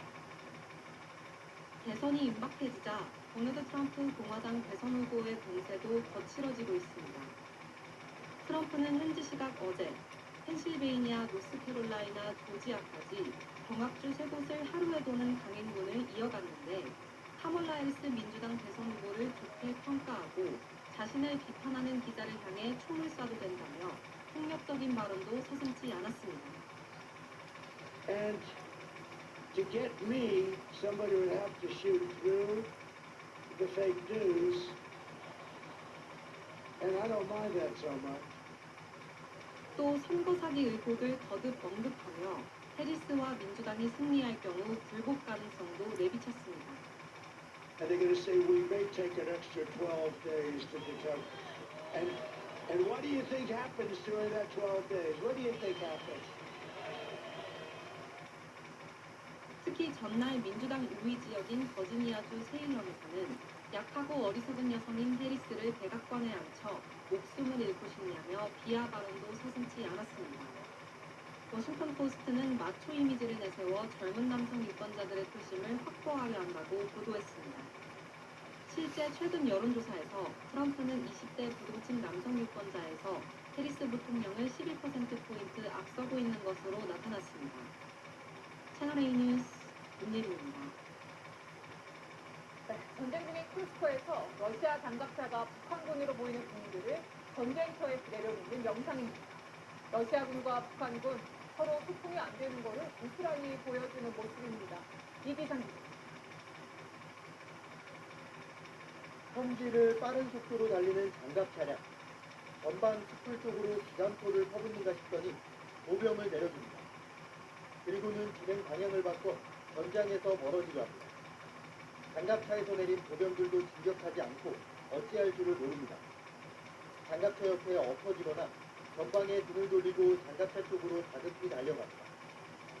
지난달 30일 우크라이나군이 드론으로 촬영했다고 미국 자유아시아 방송이 공개한 영상입니다. 촬영 장소는 우크라이나 쿠르스크 지역으로 북한군 8,000명이 배치된 걸로 알려진 곳입니다. 자유아시아 방송은 러시아군 장갑차가 북한군으로 추정되는 보병들을 전장에 남겨두고 이탈했다고 보도했습니다. 전문가들은 북한과 러시아군 사이에 의사소통 문제가 있어 보인다고 지적합니다. 하차를 하려는 장갑차들은 보통은 연막탄을 쏴주거나 기관포를 쏘면서 엄호해주는 게 있는데 그냥 돌아가 버리잖아요. 군사들 간에 위자 관계가 없거나 아예 소통이 안 되거나. 북한군이 장갑차와 함께 기동하는 전술훈련을 충분히 받지 않은 것 같다는 주장도 제기됐습니다. 이번에 공개된 영상만으로는 보병들이 북한군인지 식별하기가 쉽지 않아 우크라이나 내에서도 추가 분석이 필요하다는 의견도 있습니다. 채널A 뉴스 이기상입니다. 지난달 경의선과 동해선 도로를 폭파한 북한, 수강 차단한 정황이 포착됐습니다. 대형 구덩이를 만들고 근처에는 언덕을 쌓았는데요. 김영선 기자입니다. 흙길 앞으로 콘크리트로 만든 구덩이가 보이고 그 뒤 산에는 금성금성 나무와 풀이 심어져 있습니다. 북한이 지난달 15일 군사분계선 이북 경의선과 동해선의 철도와 도로 일부를 폭파했는데요. 그 이후 콘크리트 구덩이와 힘든 구조물들을 설치한 겁니다. 북한은 폭파쇼를 벌인 뒤 전차의 진입을 막기 위해 동해선 기준으로 길이 160m, 폭 10m, 깊이 5m의 콘크리트 구덩이를 만들었습니다. 가로주로는 높이 5m, 폭 50m의 흑산을 만들어 나무를 심어 도로를 차단했습니다. 동해선 자리에도 비슷한 크기의 콘크리트 구덩이와 흑산이 설치됐습니다. 북한은 이 작업을 위해 병력 300에서 400명을 투입해 3주간 공사를 벌인 것으로 알려졌습니다. 특히 이달 1일 동해선 흑산 공사 현장에선 인공지를 꽂고 사진을 찍는 모습이 우리군 감시장비에 포착되기도 했습니다. 이에 대해 합동참모본부는 남북 단절 조치를 물리적으로 끝냈다는 것을 알리기 위한 조치로 보고 있습니다. 남북 간의 연결을 완전히 차단하였다는 보여주기식 공사로 보고 있습니다. 우리군은 북한의 설치물이 군사적 효용성이 전혀 없는 것으로 판단하고 있습니다. 다만 혹시라도 북한이 흑산을 밀어 도전차도를 내온 뒤 남침 루트로 수용할 가능성도 배제할 수 없다며 면밀히 감시하고 있다고 밝혔습니다. 채널A 뉴스 김효선입니다. 서울 신촌에서 만취한 남성이 귀갓길 여대생을 무차별 폭행하는 사건이 발생했습니다. 남성은 술에 취해서 기억이 나지 않는다라고 주장하고 있는데요. 채널A가 당시 영상을 단독 확보했습니다. 최다합니다. 서울 신촌의 주택가 20대 남성이 갑자기 여성에게 달려듭니다. 강하게 밀치자 바닥에 풀썩 쓰러지는 여성. 여성이 일어나 보려 하지만 남성이 강하게 얼굴을 때립니다.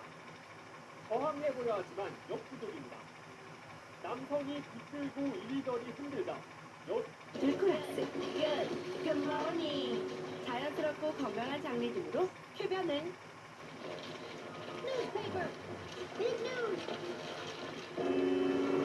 성몸이 휘청거립니다. 남성은 그제서야 폭행 현장에서 달아납니다. 어제 저녁 서울 서대문구 모 대학 근처 골목길에서 이 학교 재학생인 여학생이 20대 남성에게 폭행을 당했습니다. 여학생은 학교에 있다 귀가하는 길이었고 자신을 때린 남성과는 한 번도 본 적이 없는 사이였습니다.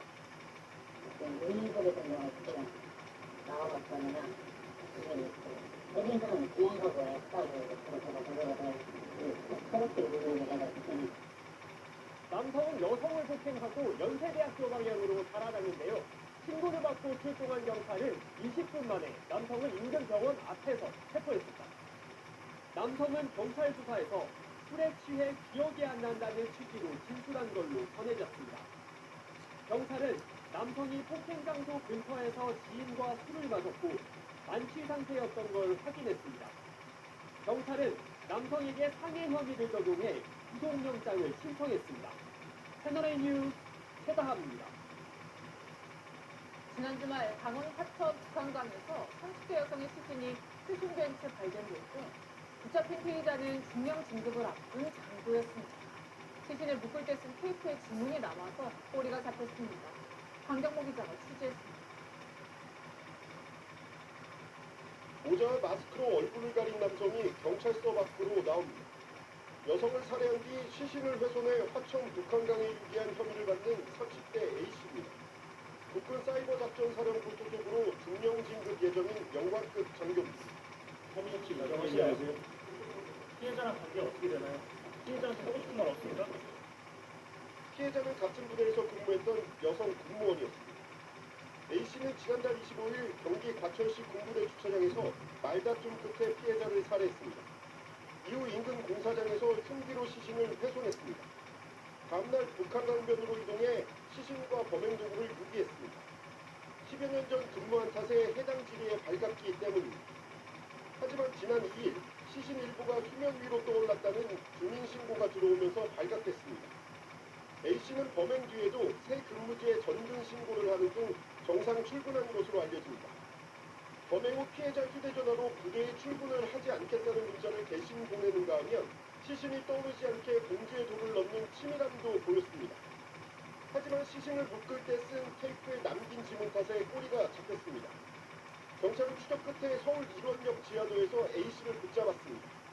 긴급 체포를 하면서 범행 자백을 받았습니다. 범행 동기 등에 대해서는 저희가 이제 계속 수사를 해야 될 부분이 있기 때문에 경찰은 A씨에 대해 구속영장을 신청하고 정확한 범행 동기와 계획 범행 여부 등을 조사하고 있습니다. 또 범행이 잔혹한 만큼 신상 정보 공개 여부도 검토하고 있습니다. 채널A 뉴스 장경무입니다. 어젯밤 70대 여성이 집에 침입한 남성에게 살해당했습니다.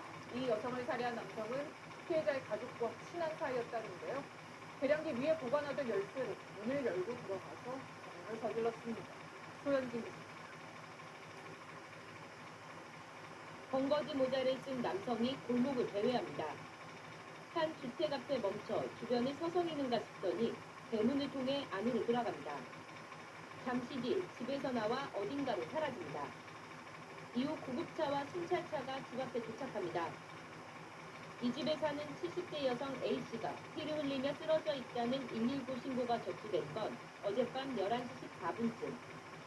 몸엔 흉기에 찔린 상처들이 있었습니다. A씨는 병원으로 옮겨졌지만 끝내 숨졌습니다. 당시 집에는 A씨 남편과 딸이 옆방에서 자고 있었습니다.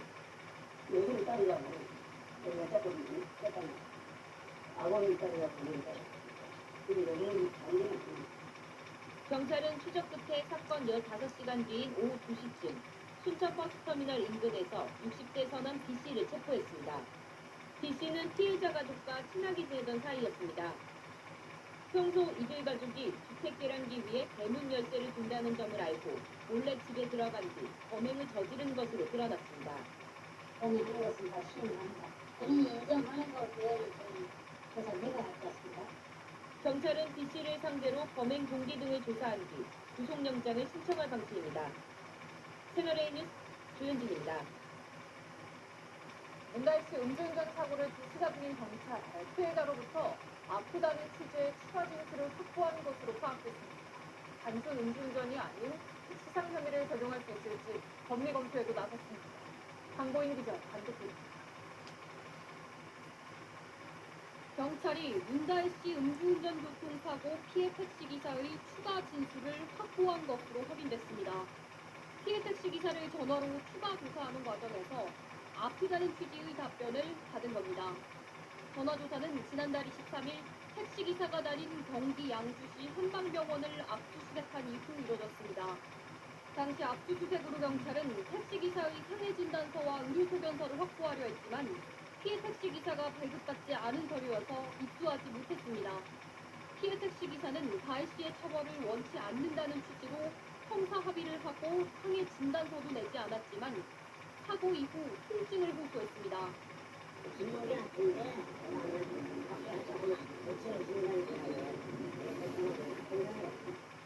경찰은 기사의 추가 진술 내용을 토대로 가해씨에게 치상 혐의 적용이 가능한지 법리 검토에 들어갔습니다. 김봉식 서울경찰청장도 치상 부분은 진단서나 소견서가 발급되지 않았더라도 피해자 진술 등을 종합적으로 판단한다고 밝혔습니다. 경찰이 치상 혐의가 인정된다고 판단하면 가해씨에게 특정범죄가중처벌법상 위험운전 치상 혐의를 적용해 검찰에 사건을 넘길 가능성이 높다는 관측입니다. 채널A 뉴스 강보인입니다. 문달씨는 서울 영등포구 오피스텔에서 불법 숙박 영업을 한 혐의도 받고 있는데요. 경찰에 정식 입건됐습니다. 전 남편의 취업 특혜 의혹을 조사 중인 전주지검도 가해씨에 대해서 3차 소환을 통보했습니다. 최재원 기자. 지난달 서울 영등포구청 수사대로 오피스텔 불법 숙박 영업 의혹을 조사해온 경찰. 최근 오피스텔 명의자인 문달씨를 입건했습니다. 그동안은 입건전 조사를 벌여왔는데 정식 수사로 전환해 혐의점을 따져보겠다는 겁니다. 경찰은 가해씨 오피스텔 투숙객들의 신원을 확인해 일부와는 접촉했습니다.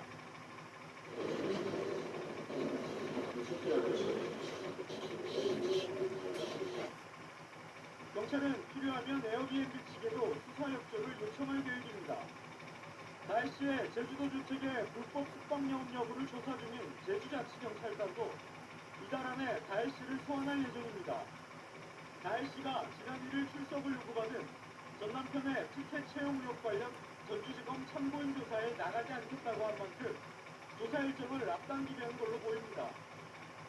가해씨 측도 제주경찰에 직접 출석하겠다는 의사를 비친 것으로 전해집니다. 전주지검은 다혜씨에게 오는 7일이나 8일 출석해 조사를 받으라고 3차 통보를 했습니다. 앞서 다혜씨 측이 출석 의무가 없다며 불응 입장을 밝힌 만큼 검찰의 이번 소환 통보에도 응하지 않을 가능성이 높아 보입니다. 채널A 뉴스 최재현입니다. 맹견을 키우려면 허가를 받아야 하는 맹견 사육 허가제 시행이 미뤄졌습니다. 참여가 저조했기 때문인데 지금까지 사육 허가를 받은 맹견은 서울에서 31%에 불과했습니다. 강태현 기자 단독 보도입니다. 입마개를 쓰고 주변을 탐색하며 걷는 개, 맹견으로 분류된 로트와일러 종입니다. 주위 소음에 신경 쓰지 않고 걷는 훈련을 받고 있습니다. 견주는 조만간 기질평가된 맹견 사육을 위한 절차도 진행할 생각입니다. 이 견종에 대해 떳떳하게 기술평가를 받아서 키울 예정입니다. 하지만 정 씨처럼 맹견 사육 허가를 받는 경우는 쉽게 찾아보기 어렵습니다. 중성화 때문에 좀 고민이 많았었는데요. 금액적인 부분에서 이제 제일 큰 고민이 있었고요. 맹견으로 분류되는 종은 도사견과 피플테리어, 로트와일러 등 5종. 정부가 지난달 26일부터 제도를 시행하려다 견주들 참여 저조로 1년간 미루기로 하면서 허가 없이도 맹견을 기를 수 있습니다. 서울시에 등록된 맹견은 108마리, 이 중 기질평가를 받은 숫자는 34마리에 불과합니다. 이 중에서도 2마리는 불합격 판정을 받았습니다. 나머지 74마리는 아예 평가조차 받지 않은 상황입니다. 교육이나 관리 부족이랑 되게 크다고 저는 생각을 하는데요. 개개인에 대한 통제나 개개인을 향한 그 정보의 정책 같은 게 필요하지 않나. 다른 지자체도 상황은 비슷합니다. 경기도에선 등록 맹견 549마리 중 44마리만 기질평가를 완료했습니다. 제도 장착이 미뤄지며 맹견 관리에 사각지대가 없어야 한다는 지적이 나옵니다. 채널A 뉴스 강태현입니다. 대학교 기숙사 하면 2층 침대가 여러 개 놓인 모습 떠오르실 텐데요. 요즘 20대, 이른바 Z세대의 생활 방식에 맞춰서 기숙사 환경도 바뀌고 있습니다. 홍남 기자입니다. 여러 명이 한 방에서 공부하고 잠자는 게 익숙했던 8, 90년대 대학교 기숙사. 기숙사 단체 생활은 캠퍼스의 낭만으로도 불렸지만 지금은 다릅니다. 독방이나 뭔가 답방을 쓰면서 많이 살아왔어서 기숙사에 갑자기 여러 사람들이랑 생활하려다 보니까 뭔가 불편한 점이 생긴 것 같아요. 저는 기숙사 3인실 이용했는데 그중 한 명은 중간에 힘들어가지고 좀 맞지 않는다고 주변에 오피스텔 구해가지고 거기서 살았고. 국민권익위원회 조사에 의한 대학생 94%가 1인실을 선호하는 것으로 나타났습니다. 이런 경향에 따라 최근 수도권 대학 기숙사의 다인실 5곳 가운데 한 곳이 비어 있습니다. 20대 초반인 대학생들은 외동으로 자란 경우가 많아 단체 생활을 불편해하고 독립적인 생활 공간을 선호하는 겁니다. 최근 경향성을 확인한 권익위는 교육부와 각 대학 측에 요즘 청년들의 생활 방식에 맞게 개선하라고 권고했습니다. 독립된 공간과 공용 공간이 함께 배치된 공유형 기숙사가 대안으로 제시됐습니다. 이화여대 일부 기숙사동에 도입된 형태입니다. 이렇게 현관에 들어오면 여느 집처럼 여럿이 사용할 수 있는 거실이 보이고요. 침실은 개별 공간으로 독립돼 있습니다. 권익위는 낡은 강의동을 재건축할 때 강의시설과 기숙사를 함께 짓도록 하거나 인근 원룸이나 빌라를 기숙사로 활용하는 방안도 검토하도록 권고했습니다. 채널A 뉴스 홍남입니다. 산에 오르다 보면 운동기구가 있는 공간들 쉽게 볼 수 있죠. 대부분 공공시설입니다. 하지만 일부 단체에서는 이곳에 주인 행세를 하면서 돈벌이에 이용하고 있습니다. 현장 카메라 김승희 기자입니다. 산속에 있는 헬스장, 요즘엔 산스장이라고 부르죠. 누구나 자유롭게 사용할 수 있는 곳인데 특정 사람들이 전후에 돈까지 받고 있는 곳이 있습니다. 현장으로 가보겠습니다.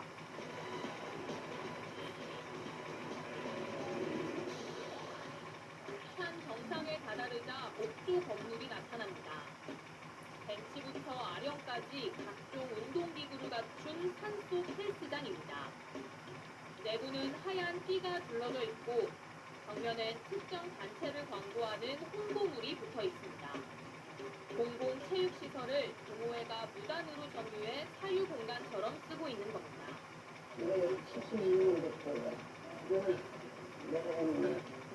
지역 주민들은 동호회 눈치를 봐야 합니다.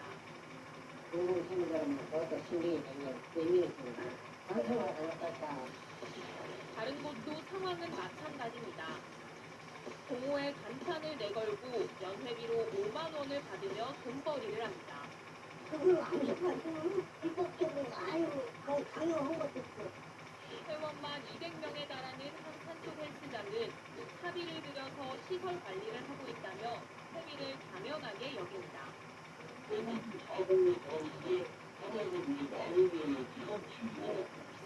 소유주가 불분명한 땅에 유료 헬스장을 차린 곳도 있습니다. 네, 안으로 들어가 보면요, 이 헬스 기구들 사이에 전기 설비는 물론이고요, 이 선풍기와 난로까지 그려놨습니다.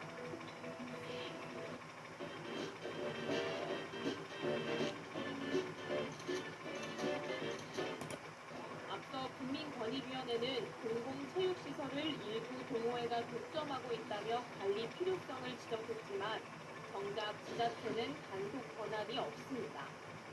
특히 거주민에 대해서 결국 부과되는 법령 따로 운동을 하지 말라고 저 수시로 말씀을 드리고 있어요. 제도적 보완과 함께 주기적인 이용 실태 점검 등 행정적 조치가 필요하다는 지적입니다. 현장 카메라 김승입니다. 스페인 국왕이 시민들에게 진흙을 맞는 봉변을 당했습니다. 최악의 홍수 이후 수해 현장을 찾았다가 벌어진 일인데요. 주민들 당국의 안이한 대처에 단단히 화가 났습니다. 김재혁 기자입니다. 지난달 29일 쏟아진 기습폭우로 51년 만에 최악의 홍수 피해를 맡게 된 스페인 남동.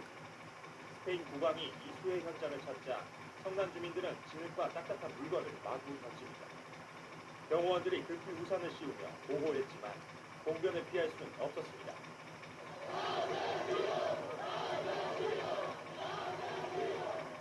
시민들은 이번 수해가 당국의 안이한 대응 탓이라 생각해 분노한 겁니다.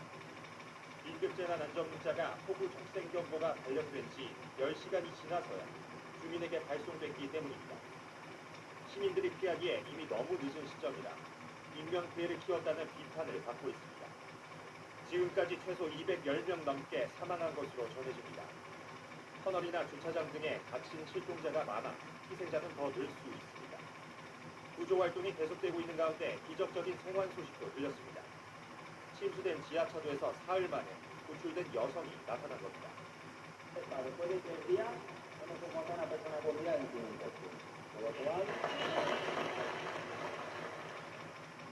스페인 정부는 생존자 수색과 시신 수습을 위해 군인과 경찰 10,000명을 피해 지역에 추가로 파견하겠다고 밝혔습니다. 채널A 뉴스 김재혁입니다.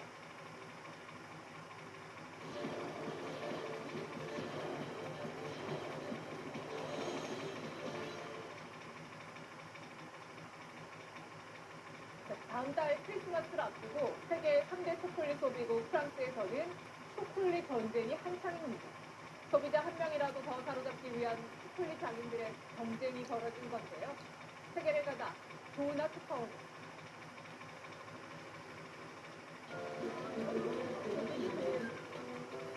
라즈베리와 오렌지 조각이 춤춤을 박힌 다크 초콜릿부터 달걀, 딸기 모양의 초콜릿까지 보기만 해도 화려해 보입니다.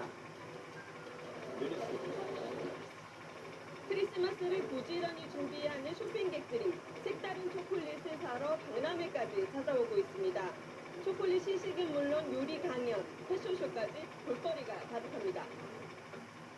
세계 3대 초콜릿 소비 국가인 프랑스에선 크리스마스 때 초콜릿을 즐겨 먹는 문화가 자리 잡고 있어 크리스마스는 프랑스에서 초콜릿 판매 성수기로 꼽힙니다.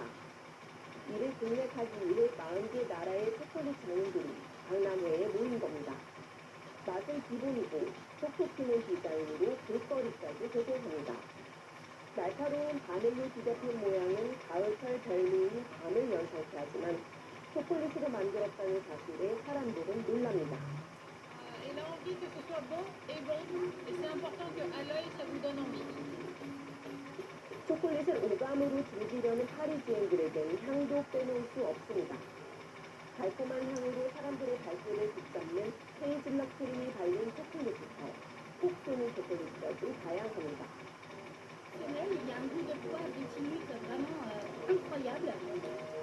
젊은이들이 즐겨 찾는 파리 레프블리크 광장에는 이른바 MZ세대 초콜릿 장인들이 개인 매장을 내고 치열한 경쟁을 벌이고 있습니다. 특히 기계가 아닌 손으로 직접 모양을 내고 재료를 오르는 게 고급화를 표방하고 있습니다. Actéris, ce qui nous différencie, c'est qu'on va travailler avec la saisonnalité. Donc on va travailler à partir de fruits frais, à partir d'herbes fraîches, à partir de produits qui sont rattachés directement à la saison. 크리스마스 성수기를 노린 초콜릿 장인들의 달콤한 전쟁으로 프랑스는 침체된 경기 회복을 기대하는 분위기입니다. 파리에서 채널A 뉴스 김윤아입니다. KT가 오늘 자회사 설립 과정에서 직원들 전출 압박이 있었다는 논란에 대해 해명에 나섰습니다. 전달 과정에서 오해가 있었다면서 자율적, 합리적인 구조 조정이었다고 강조했는데 이 취재 결과 지역별로 전출 인원을 할당하는 듯한 정황이 추가로 확보됐습니다. 이준성 기자의 단독 보도입니다.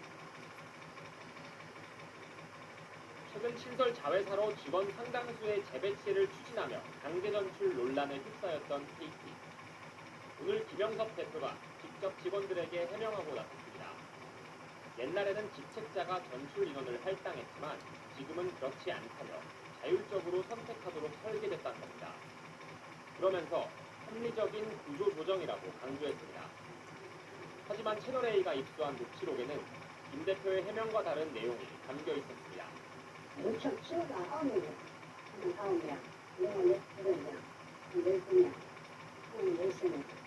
자회사로 가는 중간 관리자에게 같이 갈 직원들을 모아오라는 할당 지시가 있었다는 게 KT 세도조 측 주장입니다.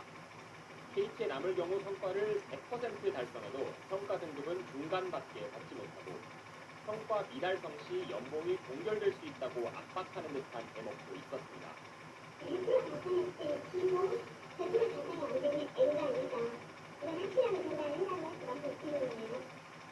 이에 대해 KT는 일부 관리자들의 설명이 회사의 입장과 다르게 오해를 일으켰다며 전출 강요가 아니라고 해명했습니다. 또 부당한 일이 발생하지 않도록 최선의 노력을 다하겠다고 덧붙였습니다. 채널A 뉴스 이준건입니다. 투자의 귀재로 불리는 워런 버핏이 주식을 팔고 현금 보유량을 역대 최대로 늘렸습니다. 우리 정부 한 해 예산의 70%에 달하는 막대한 돈을 쌓아둔 건데요. 투자의 규제가 투자할 곳을 찾지 못했다는 분석인데 그 판단은 맞는 걸까요? 유찬 기자입니다. 버핏이 운영하는 투자회사 버크셔 해서웨이가 지난 3분기 보유 현금이 3,252억 달러, 우리 돈 약 449조 원에 이른다고 최근 공시했습니다. 지난 2분기 애플 지분을 50% 줄인 데 이어 3분기에도 추가로 25% 줄여 현금 보유량을 늘린 겁니다.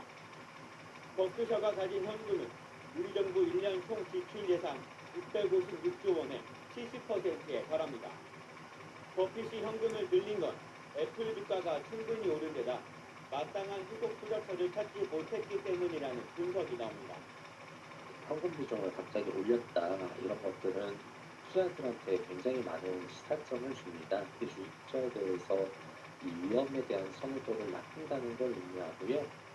버핏의 선택을 두고 당장 투자 심리가 나빠질 것이라 예단하면 안 된다는 지적도 나옵니다. 2022년 때 그때부터 계속한 건 미국이었고 2023년에도 단기 부채 비중 많이 늘려왔었거든요. 그런데 그 기간에도 미국 주식 성과가 대단히 좋았지 않습니까? 버핏의 선택이 꼭 다 들어맞는다라고 보기는 어렵고, 전문가들은 지속성 강한 고수익, 기업과 정신 등 버핏의 판단 기준으로 알려진 요소들을 적절히 활용해 포트폴리오 전략을 짜야 한다고 조언합니다. 채널A 뉴스 유찬입니다.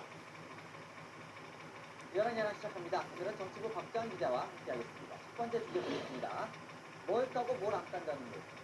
네, 민주당이 추가 녹취 파일을 깔지 말지 어느 정도 깔지 고민하고 있습니다. 지난주 대통령 육성을 공개하면서 관심을 끌었죠. 그 다음은 무엇일까? 파괴력이 있는 게 있을까? 일단 불을 지피고 있습니다. 지금은 공개하지는 않을 거고요. 지금까지 확인한 것들 중에도 상당수 추가 공개할 노출들이 있다는 점을 말씀드리고요. 네, 민주당 명태균 게이트 TF에선 제보받은 녹취 파일이 너무 많아서 인력이 부족할 정도라고 합니다. 그래서 뭐 김건희 여사 녹취가 있다는 말이 있던데 그럼 있는 거예요? 네, 당내에는 있다는 소문이 타당한데 모호하게 답을 하고 있습니다. 추가적인 육성 녹음이 필요할까요? 김건희 여사의 육성도 있느냐 얘기하는데 NCNB로 말씀을 드리겠습니다. 그렇다면 김 여사의 육성도 있을 개연성이 크다고 보세요? 그런 얘기를 좀 할 필요가 없는 거고요. 대통령과 김 여사 육성 파일이 더 있느냐가 관심인데 답은 안 하고 명태균 씨 관련 녹취만 일부 언론에 먼저 공개하고 있습니다. 박 기자가 취재를 해보니까 해봤을 텐데 제보 상황은 어떤 거예요? 네, 원내 지도부 물어보니 최소 3명 이상에게서 제보들이 들어오고 있다고 합니다. 하지만 과거에 섣불리 의혹을 제기했다가 역풍을 맞은 적도 많았다 보니까 깔까 말까를 내부 검증하고 있습니다. 여기 있으면 대기하고 없으면 또 안 하면 그냥 되는 거죠. 다 비춰보겠습니다. 돌 맞겠다더니 오늘 시정연설에 불참한 대통령 얘기인가요? 네, 맞습니다. 윤 대통령 대신 한덕수 국무총리가 연단에 올랐습니다. 현재 대통령이 시정연설에 불참한 것 11년 만이라고 합니다. 대통령의 시정연설 거부는 국민에 대한 권리 침해입니다. 강력한 유감의 뜻을 표합니다. 지금 정부가 추진하고 있는 4대 개혁은 절체절명의 과제들입니다. 어떠한 어려움이 있어도 4대 개혁을 반드시 완수해낼 것입니다. 그러니까 한 총리가 대독을 한 건데 내년도 예산안을 직접 설명하는 자리인데 대통령은 왜 안 온 겁니까? 네, 대통령실은 야당을 원인으로 꼽았습니다. 대통령 탄핵까지 거론되고 있는 상황에서 대통령이 직접 시정연설에 나서면 정쟁에 활용될 수 있다고요. 시정연설 안은 윤 대통령, 오전엔 회의를 열어 참모진들에게 4대 개혁 강조했고요. 오후에는 한 총리 만나서 4대 개혁 주문했습니다. 참모들에게 4대 개혁을 주문할 거면 국회 와서 직접 하는 게 어땠을까 싶은데 대통령 사실 며칠 전에 돌 던져도 맞고 가겠다고 했었잖아요. 네, 그렇습니다. 여권에서도 그 부분을 아쉬워하고 있는데요. 설사 야당이 무리한 행동을 하더라도 대통령은 소통하려는 모습을 보여줄 수 있었던 거 아니냐. 대통령께서 시정을 해주셔서 아쉽다고 생각합니다. 네, 몇 달 전 이 대통령의 발언 잊은 건 아니겠죠. 제가 소통을 강화하겠다고 하고 정치권과의 소통을 더 열겠다고 말씀을 드렸습니다. 네, 주제 하나 더 보겠습니다. 네, 목이 메었어요. 추경호 원내대표가. 네, 추경호 국민의힘 원내대표의 목이 오늘 메었습니다. 오늘 오전 국민의힘 최고위에서 한동훈 대표에 이어 발언을 막 이어가려던 찰나에 바로 이 장면입니다.